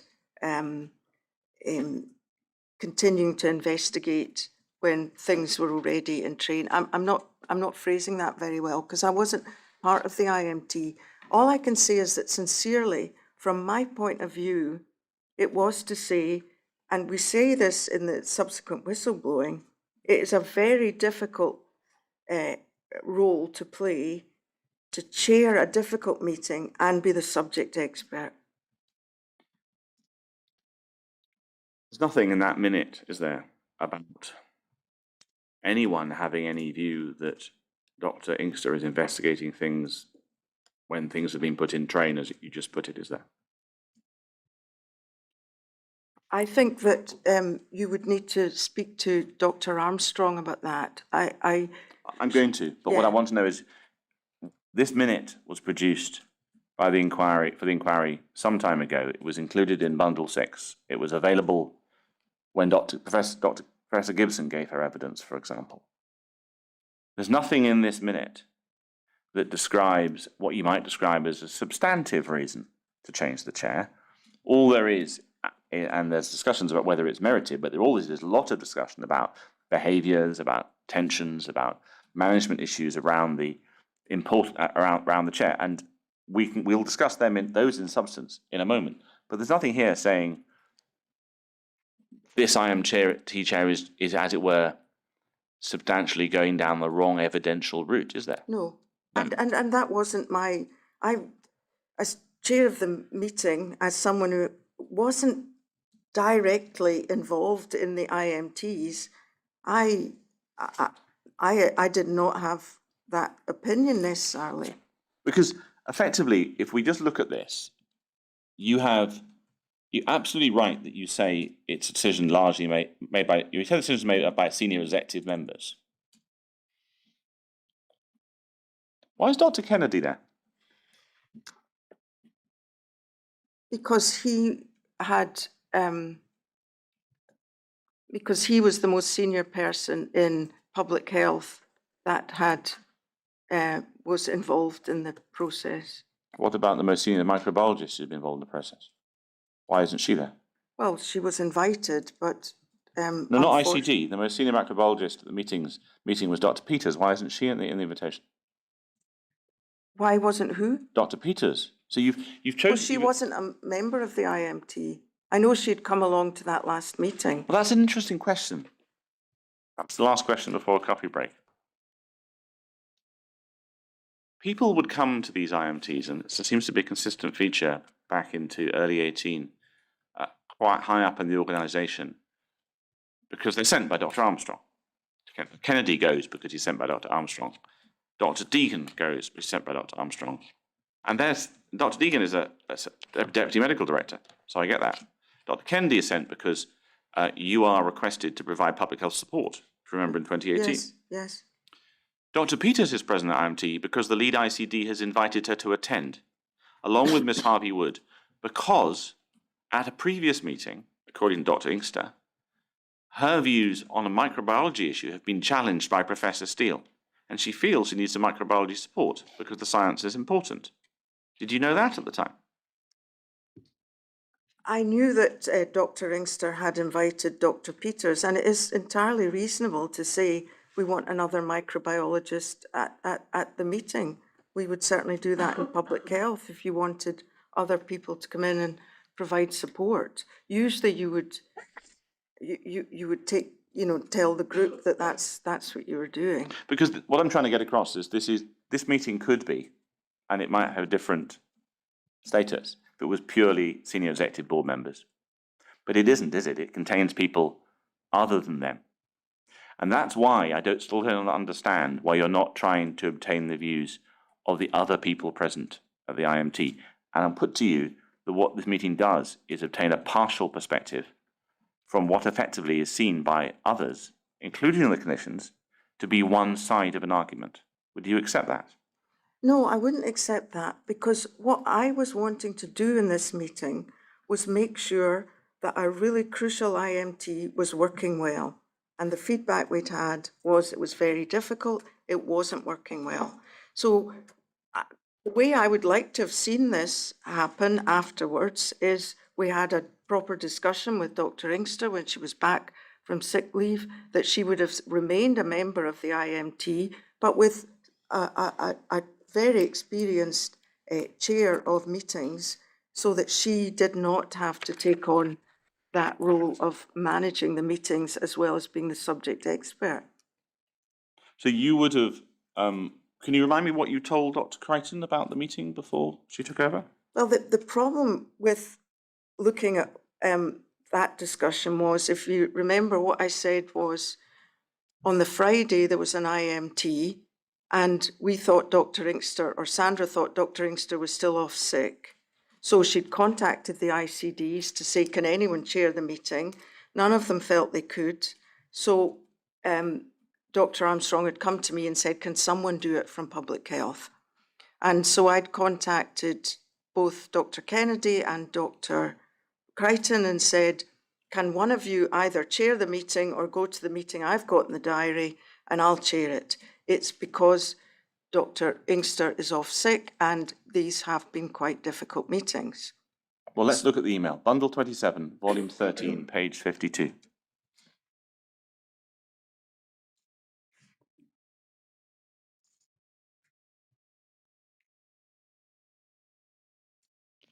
Bundle 27, volume 13, page 52. Oh yeah, it's the wrong we are not, we've got too many bundle 27s in this inquiry. It's part of the problems. Thank you. This is your email So you just described an email to Dr. Kennedy and Dr. Crichton. We need a public health consultant to chair the 6 a.m. IMT tomorrow morning. Last meeting went badly due to difficult behaviours. People are anxious, uncertain. Ian has a major input for the meeting, so it's hard for him all to chair. I have a meeting on drugs deaths. Amelia, can you either go to the chair or go to the drugs meeting? There's nothing in that email about Dr. Inkster being still on sick, is there? Off sick. No, there wasn't. you But just said there neither wasn't, is there anything in that email saying, Amelia, you're now the permanent chair of the meeting, because I wouldn't have asked her to do that until Dr. Inkster had been spoken to. So you're right, it doesn't say Dr. Inkster's off sick, and it should have. But I then followed that up with a phone call, and I'm sure in the phone call I would have said Dr. Inkster's off sick. Well, Dr. Crichton says she doesn't remember a phone call from you. Did She wasn't able to help us with anything about terms of background information. I thought she said that it was done by phone call. But I'll check over the coffee break, and it's probably a good idea before I pick you up on something that didn't happen. My lord, this might be a good time to have a short break. As we've explained, we take a coffee break about this time. Can I ask you to be back for 5 to 12? Yeah. You'll be taken to the witness room.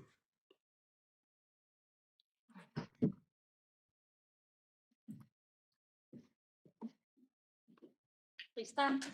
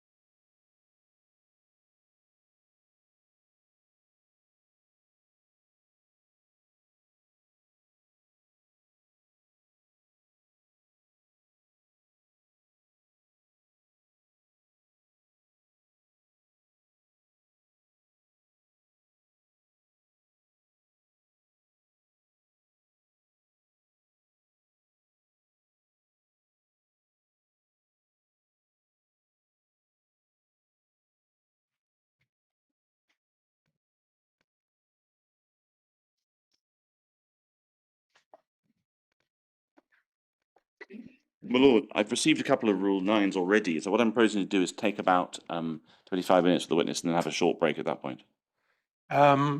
Just give me that again. Taking a break at what? Half past, I said. Half past, yeah. Okay.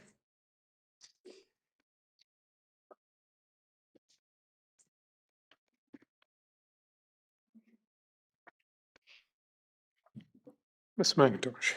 Doctors, I checked the notes, and if you are correct, Dr. Crichton did describe you receiving a phone call from you on the before she chaired the IMT on the 23rd, in which she mentioned that Dr. Inkster was off sick. So what I wanted to do was just finish off with a couple of questions around the IMT, and then I also need to go and check something in our transcripts from the last hearing about Miss Somerville and Miss Howitt's evidence, because they gave evidence last year, and I'd forgotten that. And what we'll do is we'll go on to about half past, and I'll have a short break so I can do that, and then we'll see if there are any more questions. So just focusing on your statement about the IMT change of chair, we go to page 45 of your statement bundle. Question A at the bottom of the page. Please provide the reasons for resetting the IMT process having independent chair. Now, what I wanted to understand firstly is two things about this, your answer. So you've explained it, as I think you've already done, that I recognise that chairing such a long-running, important, high-profile IMT is very difficult. It can be particularly difficult if the chair is also the subject expert. So this IMT had had, what, 6 meetings by this point? I think so, yes. Yeah. And there'd been IMTs the previous year around the water incident. You're presumably aware of those? Yes. And there'd been IMTs around the Cryptococcus cases? Yes. Yeah. I'm assuming those would have been quite long running, and they were quite high profile and quite important. You'd accept that? Yes. Were you made aware of any issues around behaviour in those meetings? At the time we have the 20th of August meeting that we're just talking about? Obviously, although they were all separate IMTs, they kind of merged into one. So the point was Dr. Inkster had been chairing complex, difficult IMTs for a long time by then. So, you know, that can't have been easy. At the meeting on the 20th that you're referring to in August, there was not discussion of previous IMTs, but when I did the subsequent whistleblowing about support for the chair in the IMT, a lot of very practical issues came out. Some of them actually did come out in the meeting of the 20th. People saying, we don't have good practical support. We don't always have a good room to meet in. Yeah. There's different people coming and going now, and sometimes the minutes aren't as accurate as they need to be. And then there's lots of changes. And a chair needs to be able to solve these issues in order to ensure the IMT is running well. And we make recommendations for that in the whistleblowing report. Indeed, and we've read those. But I suppose the question that arises from that is that if one does see it as, to some extent, one IMT, I mean, it isn't, but I can appreciate how I certainly first saw it as one when I read the material and you're describing it. It does rather merge together. One conclusion might be that for the best part of, at this point, a year and a half, not quite, a year and a half, Dr. Inkster had been chairing IMTs in respect to the Schahalian cohort.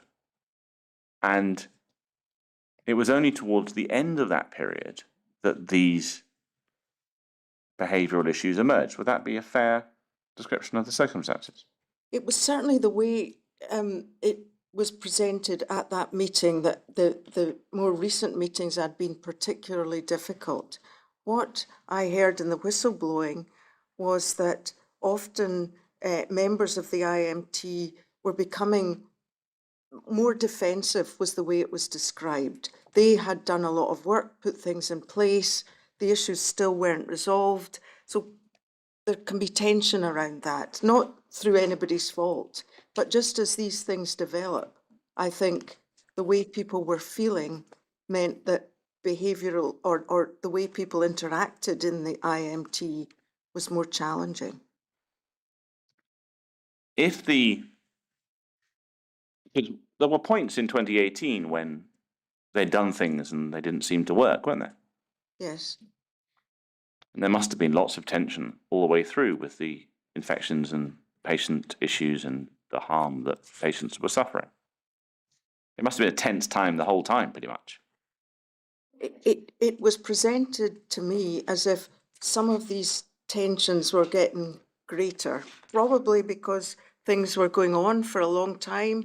There was increasing complexity. There was concern that are things still not solved. So I can understand why tensions and emotions might be higher as the process went on. Was it presented to you that there wasn't actually, that there'd been the main step of putting chlorine dioxide in the water, that there'd been the main step of decanting the patients, there'd been the main step of fitting the filters, and that really the problem was sort of fixed, and the tension was around whether there was still a problem? Was that part of the way it was put to you? I don't know if it was put to me at that meeting like that, but I'm aware that is part of the debate. Yeah, because in simple terms, could it be that the reason there were tensions was that in the summer of 2018,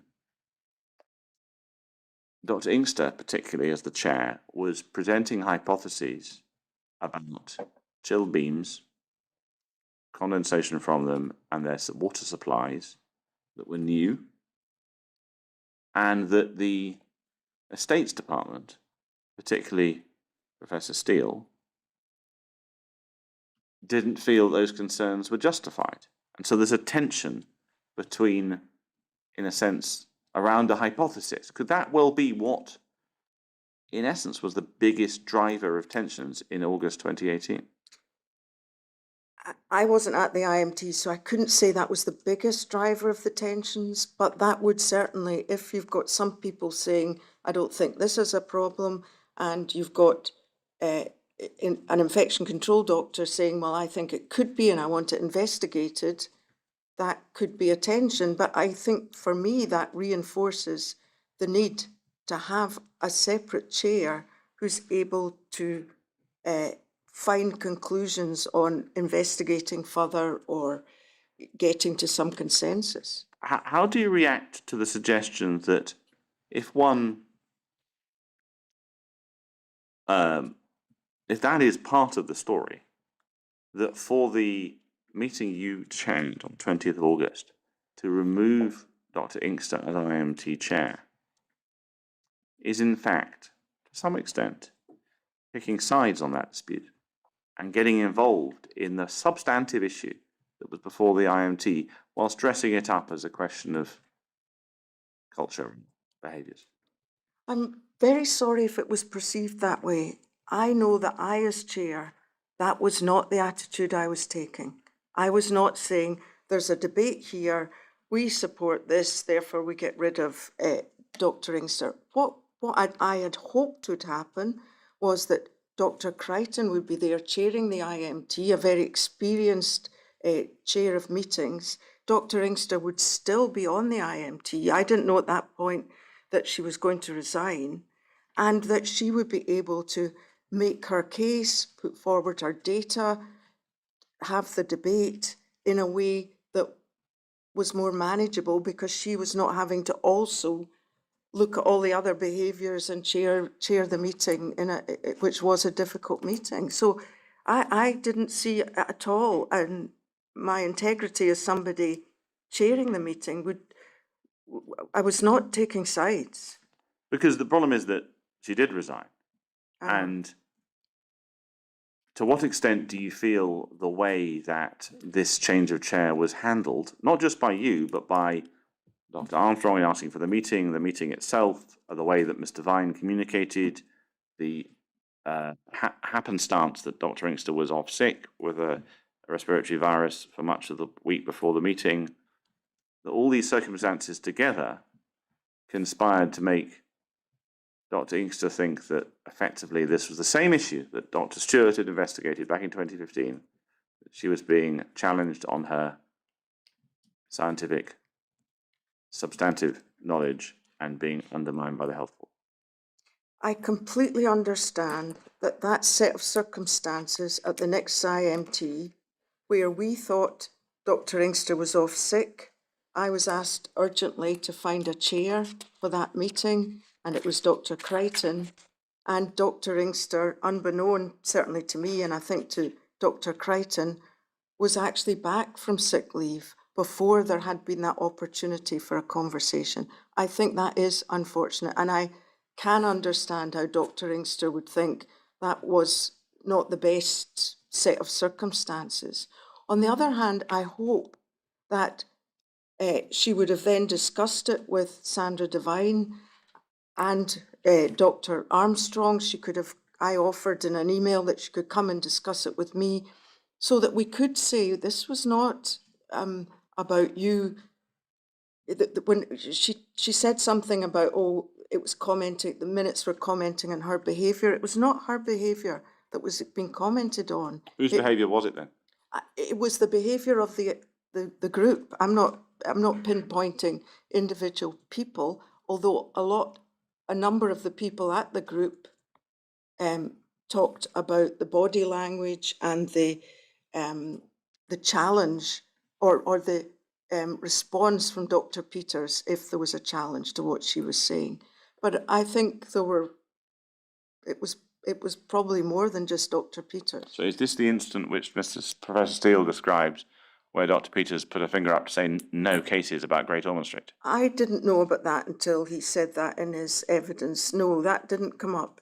But people did say that if they felt they couldn't challenge Dr. Peters, that they felt intimidated, such that some people were saying, I don't want to go back to the IMT. So, but I'm not saying it was all Dr. Peters. Well, yes, I know that, but this is another document that you've had part in altering, which sets out allegations against a microbiologist, infection control doctor in the hospital, without giving them the opportunity to have their say. Do you think there's not a bit of a theme there? Because you've done the same with the whistleblowing report at stage 2. You've described Dr. Peters' faults at great length, and now you're reporting, I'm only reporting is your line, I'm just reporting what people say, with no detail and no names. You've done it again, Dr. Caestecker. That seems to be a repetition with you, isn't it? I don't accept that, but just explain when you're talking about, I've explained what happened about the initial whistleblowing, but what are you talking about there? Are you talking about the minutes of the 20th of August or the second whistleblowing? And what you've described to me is you giving evidence or writing in a report, second-hand information that you've accepted, I would suggest, without thinking that there may be an alternative explanation for it, and another side to the story, and you've set it out in your evidence today and in your statement, and it appears in this minute. And the same thing happens in the whistleblow stage 2 report, but this time it's about Dr. Peters. You've heard stuff, you set it out in the minutes, you put more inflammatory information in your statement. And I'm just suggesting that maybe you're just accepting other people's positions without really inquiring into it properly, because we've heard evidence from all these people. So we know about the body language of Dr. Peters because Professor Seals told us. But what you do is you report it, you put it in black and white, and then it becomes something that can be used as evidence. Do you get that? I do get that, but if I put anything like that in my statement, I will say it was reported to me. I haven't said I saw that or I experienced that. And the fact that these reports are over quite a long space of time and very consistent, I think are they? Tell a story. Let's look at Dr. Peters' appraisal from 2019. So this is bundle 27, volume 9, page 491. So Dr. Peters, this is her stage 4. I mean, you probably had your form 4 done yourself when you were a doctor before you retired. Yes. Yes, and mine are equally glowing. Well, let's who wrote it. So you reported to Rachel Green in 2018 May 2018, what had happened, what have you been told about Dr. Peters' behaviour? That's what you said in this inquiry. Yes. Yes. Let's look at page 492. Let's see who the appraiser is. It's Dr. Green. Yeah. So she's now doing an appraisal about a year later. Yes. You see that? Well, if we go on to page 494, do we see the section on communication, partnership and teamwork? Yes. This is Christine's revalidation year, and so she's completed an MSF. As she does not have a contact patient, no patient questionnaire is required. Her MSF was outstanding. I appreciate you do to some extent choose who your multi-source feedback sources are. And she obviously is a well-respected colleague across many clinical areas. She has reflected on comments and will look at how to best to prioritise her various commitments and reflect on how to maintain good input to the clinical teams. She's not been involved in any complaints or critical incidents. Now, would you agree with me with this submission? That report is of similar weight, less weight, or more weight than what's in the stage 2 report from you? It's a very different process. As I've explained, the medical appraisal is a self-reflective process. It's supportive. It's to help people reflect on their own practice and if there's any issues about, to reflect on it themselves. As you've said, you do choose who gives you your multi-source feedback. So, but Rachel Green approved this, didn't she? she doesn't have to approve who. No, but she signed the form. She signs the form. Right, so are we going to have to call Rachel Green back to give evidence to find out this, or would you accept the following? I accept the appraisal because it's for a different purpose. It doesn't, I don't know what the conversation was between Dr. Peters and Dr. Green, whether Dr. Green at that point said, we're having this organisational development, how are you finding it, why do you think we've got it? I know it comes out in subsequent appraisals that she talks about the organisational development and going through it and her problems, some of the issues that she's experiencing. So I don't know what was discussed. It is, you write a report, but maybe some of these things were discussed. You would need to ask Dr. Green, but I don't find these things incompatible. Dr. Peters is a well-respected microbiologist. Nobody's questioning her clinical practice. But what I was reporting on were consistent reports over some time by a number of people about these behaviours that people found very difficult. So what I'm putting to you is that what you've been doing in these two events, that is the stage 2 whistleblow for Dr. Peters and this 20th of August process for Dr. Inkster, is that you've been accepting the views of a minority or a particularly chosen subset of people, setting them out in black and white and giving them status and authority, which is then used by others to criticise the doctor involved. Would you accept that? I wouldn't accept that. I'd interviewed people. I'm assuming they were being truthful and honest to me. As I've said, I could see the distress that it was causing a number of people. And the whistleblowing reports are meant to be confidential. Obviously, they've come out through this inquiry. And people, when you say people have used them as evidence, I don't know if you can explain that further. So it's been suggested to us that one of the reasons why we should be less than prepared to listen to Dr. Peters is because of the behaviour set out in your report. I didn't suggest that. I'm not saying that her concerns were not valid. Let's look at Bundle 27, Volume 4, back to your report, page 82. Why did you only speak to the people on this list? The concerns that were brought to my attention were major concerns that would take senior people in the board to be able to address them and rectify them. So I chose these people because I thought they would be able to give me the information that was required about that. Obviously, you have to make, you could continue interviewing people for a long time within a whistleblowing, and you do have quite a tight time scale to be able to complete the report. And you, just to leave this topic finally, and you're comfortable with the idea that it's proper for you to report things that are not relevant to the subject of the whistleblower about one of the whistleblowers in your report?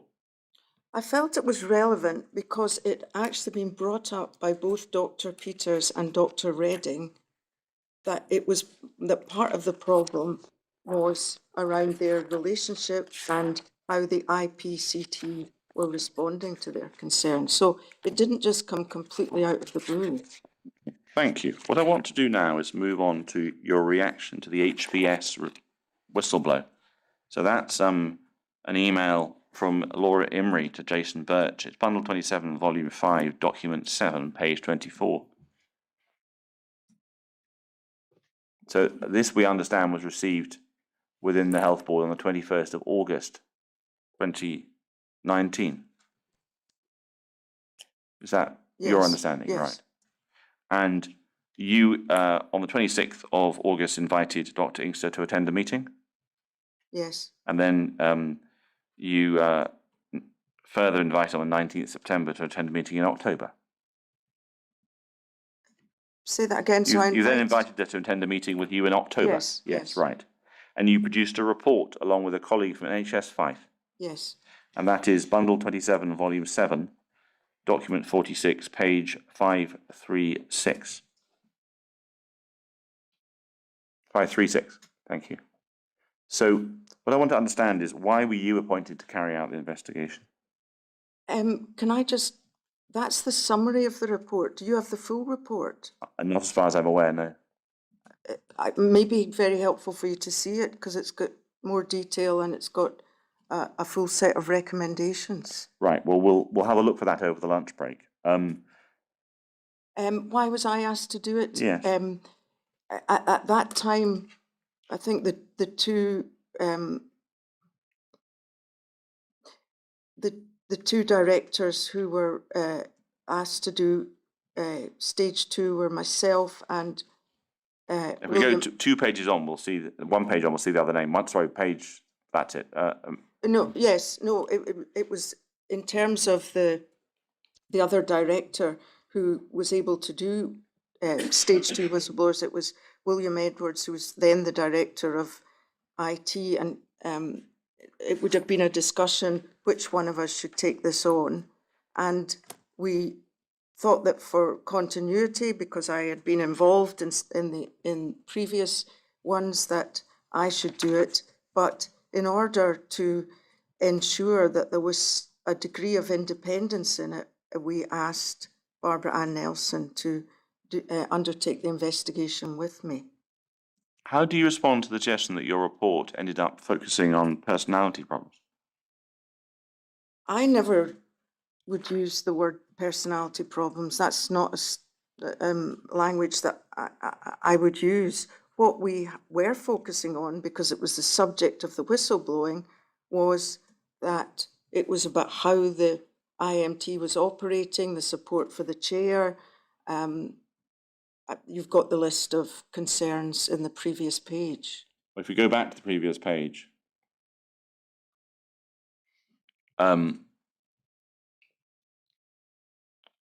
what I'm wondering, though, is that, so firstly, before I get to that, what involvement was there with HPS and the Scottish Government in the investigation?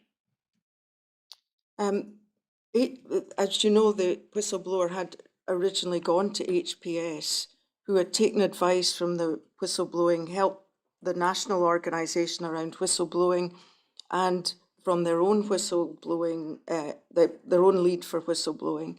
And it had been agreed that they should ask Greater Glasgow and Clyde to investigate it. I'm not aware of discussion with Scottish Government, but I know the email from Laura Imrie says I have let Scottish Government know. I see. And so I presume if they were unhappy, they would have let me know. Now, back at your statement on page 41 of the statement bundle, you provide this information, which I suspect we would have found out if we brought up the original, the full report. But let's look at page 41. You describe who was interviewed, question 93. What I wondered was why you picked the people on this list. They were people who had been, oh, there's a misprint there. It should be Chris Dagan, shouldn't I did wonder that. They were people who'd been involved with the IMT. We had asked Professor Gibson and some of her colleagues that had attended the IMT to be interviewed. And my understanding is that as a group of clinicians, they had said, well, Dr. Murphy can represent our Right. views. And I wonder why Professor Jones was interviewed, because he didn't attend the IMT.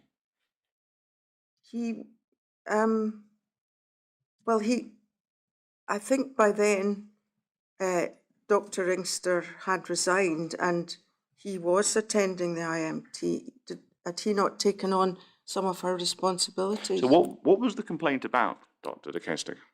The complaint was that the chair of the IMT was unable to do her job because of lack of support and culture, that information was being withheld from her, that there wasn't transparency of communication, and that the microbiologists' views were not being appropriately taken into account. So and that's on the, but really, just following the IMT of the 14th of August. Yeah? Yes. Well, yes. So what relevance would it have that someone's been attending a meeting some weeks or months later? I think Dr.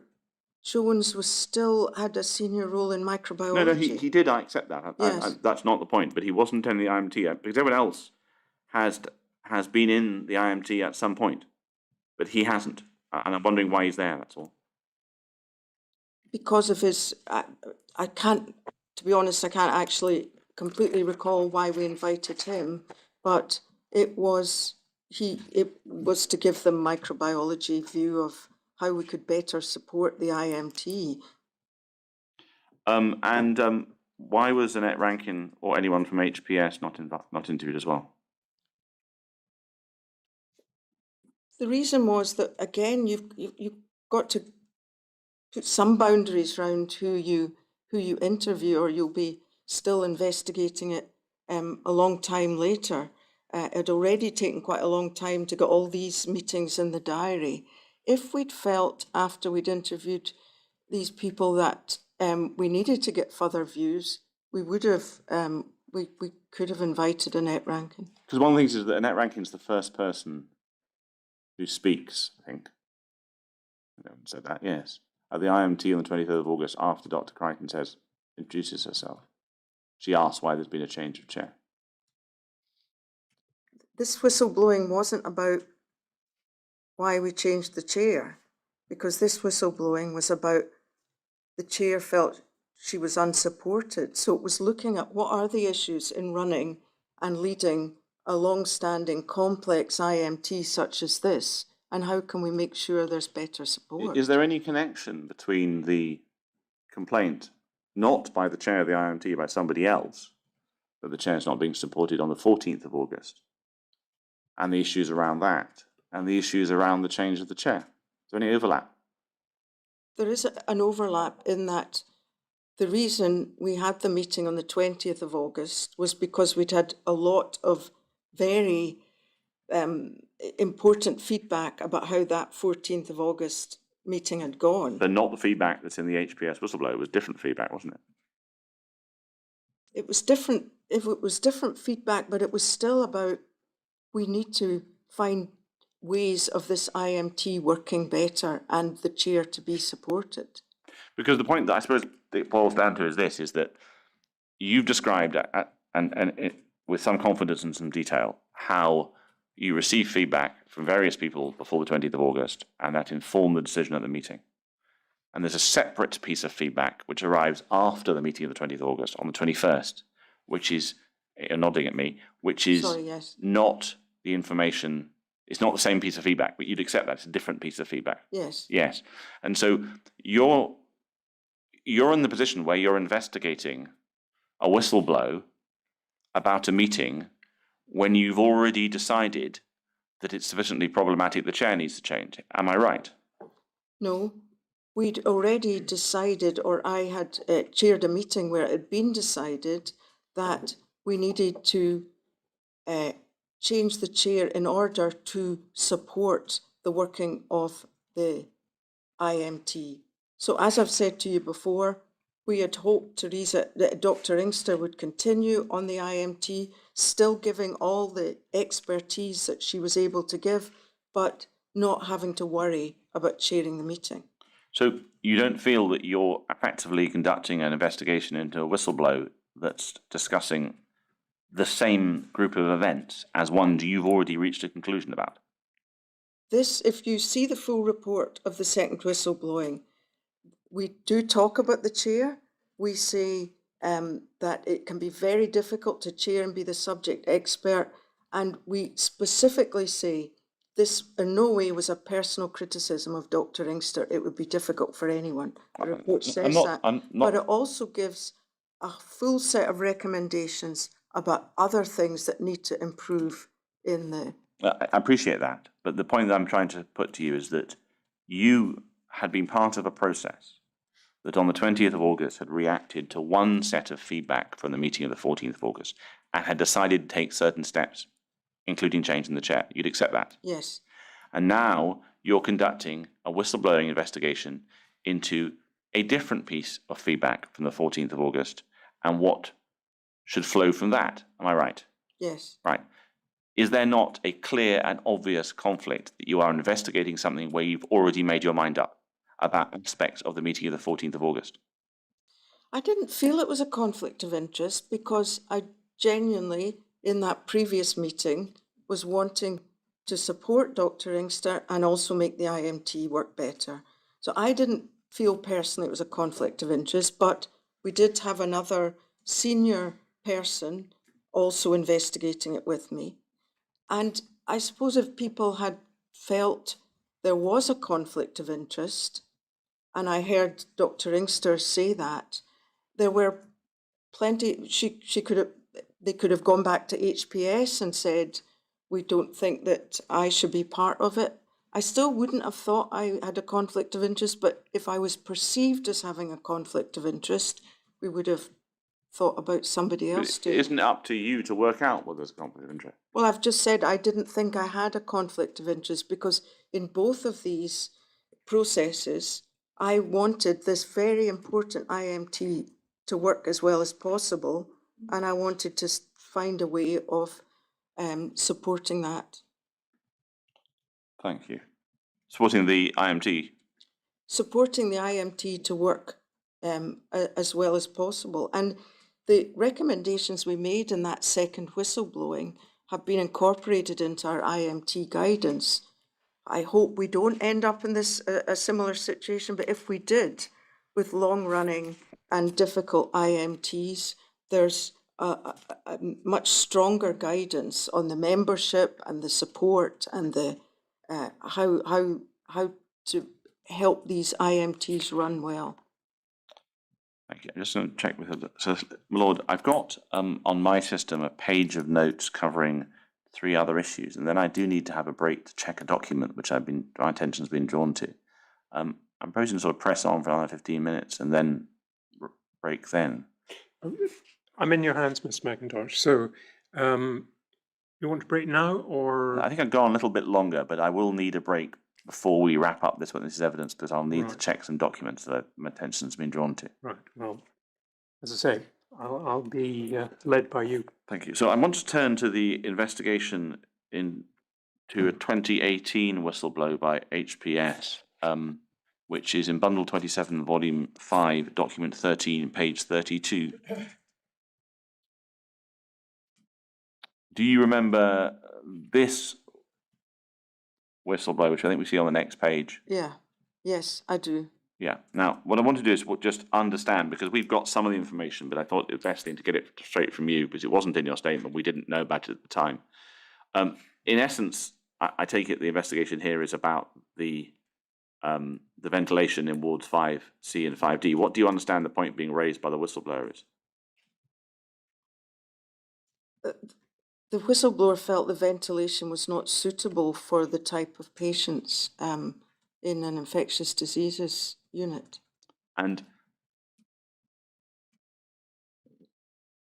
in this investigation, did you come across an SBAR by Dr. Inkster from some years before, which is bundle 4, document 10, page 49? I didn't do this investigation. Oh. The investigation was undertaken by Health Improvement Scotland. Well, I appreciate that, and I was going to come to their sorry. results on the way, but they did seem to have asked you, the health board, various questions. They did. And so I wanted to check what the health board knew, because obviously that would affect the validity of the answers that were given. Okay. So this May 2016 SBAR about isolation rooms in critical care, is that something you would have seen or been aware of at the time? No. No. Okay. And there was a letter from infectious disease consultants in May 2016, bundle 14, volume 1, document 4, page 88. Is that something you would have been aware of at the time? No. The next page. I do know about the letter. I've read it, but I wasn't. Actually, I wasn't aware of it at the time. Yeah. If we go to the HPS response, I think we should wrap this up with that. It's bundle 27, volume 13. I think it's document 12, page 72. Allow me to get the right page.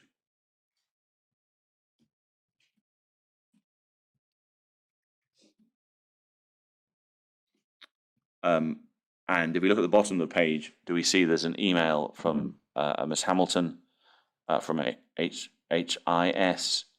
and over the page we see the answer. And the questions that were asked is, we asked them, are you aware of the concerns and how have you responded? How are you assured the ventilation system within the infectious diseases unit 5C, 5D is adequate and appropriate pressure is maintained? And have there been identified patient care issues? And I'm just wondering what level of weight we can draw from the information that you supply to HPS as a health board, and they then pronounce themselves satisfied if they aren't told about the original SBAR that starts the conversation about whether the infectious diseases isolation rooms are appropriate back in 2016. As I say, this was the original request for information went to Jane Grant, the chief executive, who then produced a response to that, showing that there had the year before the infectious disease consultants had identified this issue, and that the infection control doctor and the estates staff had commissioned a specialist ventilation contractor to investigate this and address it and then validate it. And there was also further engineering work being done on the negative pressure rooms. So I wasn't, because Health Improvement Scotland had asked these questions and looked into this and looked at the validation. When I responded to HPS, I wasn't being asked to investigate it. I gave them that same response. Thank you. Well, we'll look into that for our next hearing then. If we can look at page 38 of your statement. Question 80. I wonder if you're correct about the identity of the first doctor listed in well, possibly we might be wrong here, because this is our question. Do you think we might have been wrong in the question we asked you at question 80, referring to Dr. Inkster and Dr. Peters raising their concerns with the Scottish Government? I think it might have been Dr. Redding and Dr. Peters. I don't know, because the Scottish Government talked about 3 whistleblowers. I couldn't tell you hand on heart who they were. We'll make sure we're clear about that in the future. But I think when I answered that, I had seen documentation between both Dr. Inkster and Dr. Peters to Scottish Government about various issues with the Oversight Board, etc. So I assumed it was that you were asking about. Fair enough. I want to turn to the final issue, which is before a break, which is communication with parents. I wonder if we can look at your answers to question 150A on page 58. Now, I appreciate we asked you about this. We asked you about adequacy of communication and information sharing between staff and patient and families.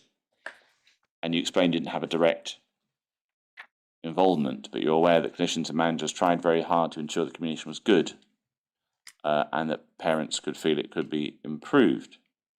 And you described how one episode could have been improved. I just wondered, over the next page, which is a heavily redacted section. Now, Professor Cudahy has been very happy for us to discuss him as the parent involved in these events.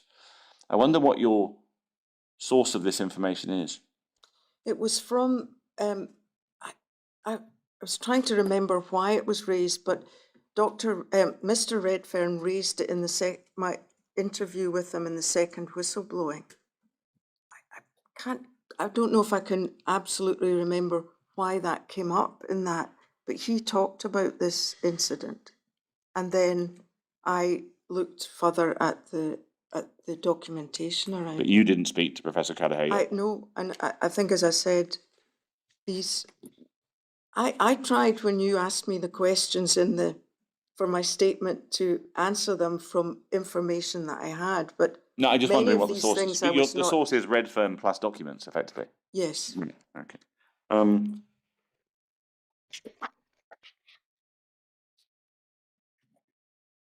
Now, well, what I was proposing to do at this point is suggest we have a short break, because there's a piece of evidence that it's been suggested I look at from Glasgow 2, and a document that may well exist somewhere in our system, which I will encourage someone to go and find. And at the same time, I might seek any questions from my colleagues that they want me to ask. Indeed.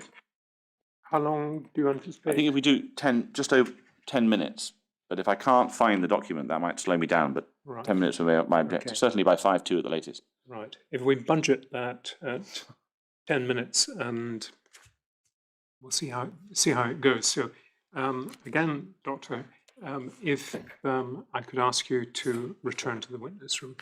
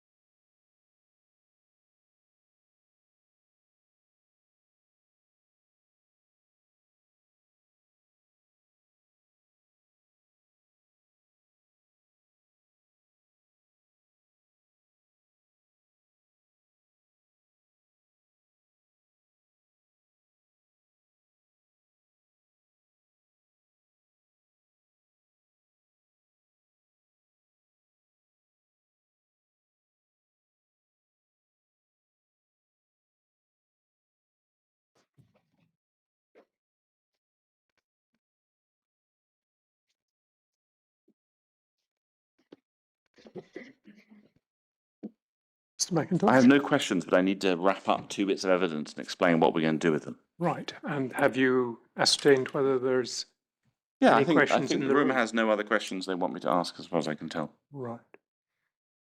Very well. Thank you.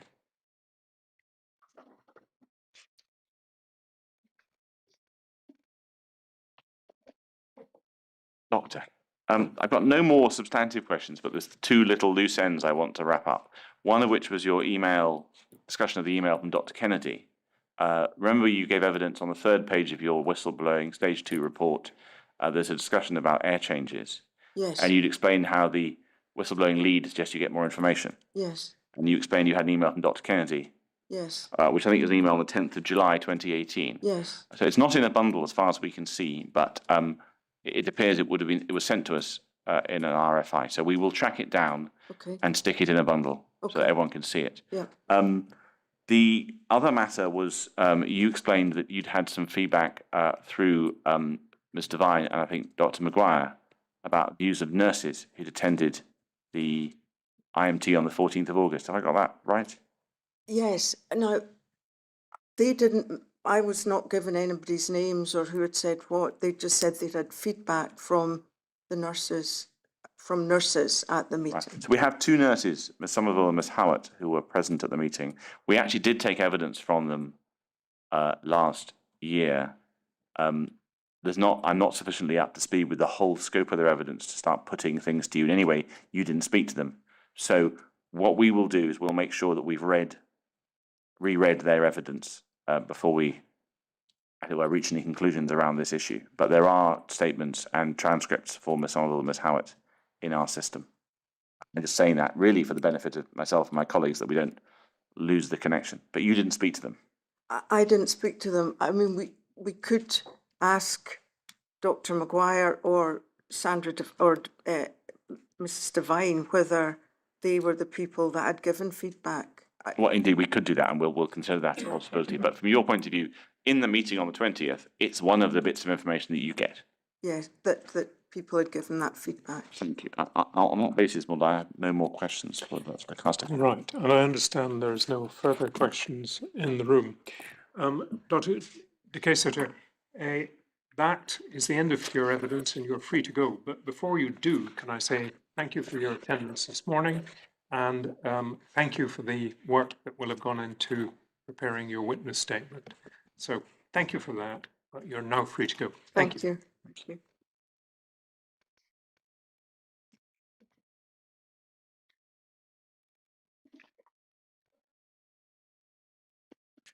Right, I think we should be able to sit again at 2 o'clock. For Mr. Wafer, it'll be Mr. McKeever. Yes.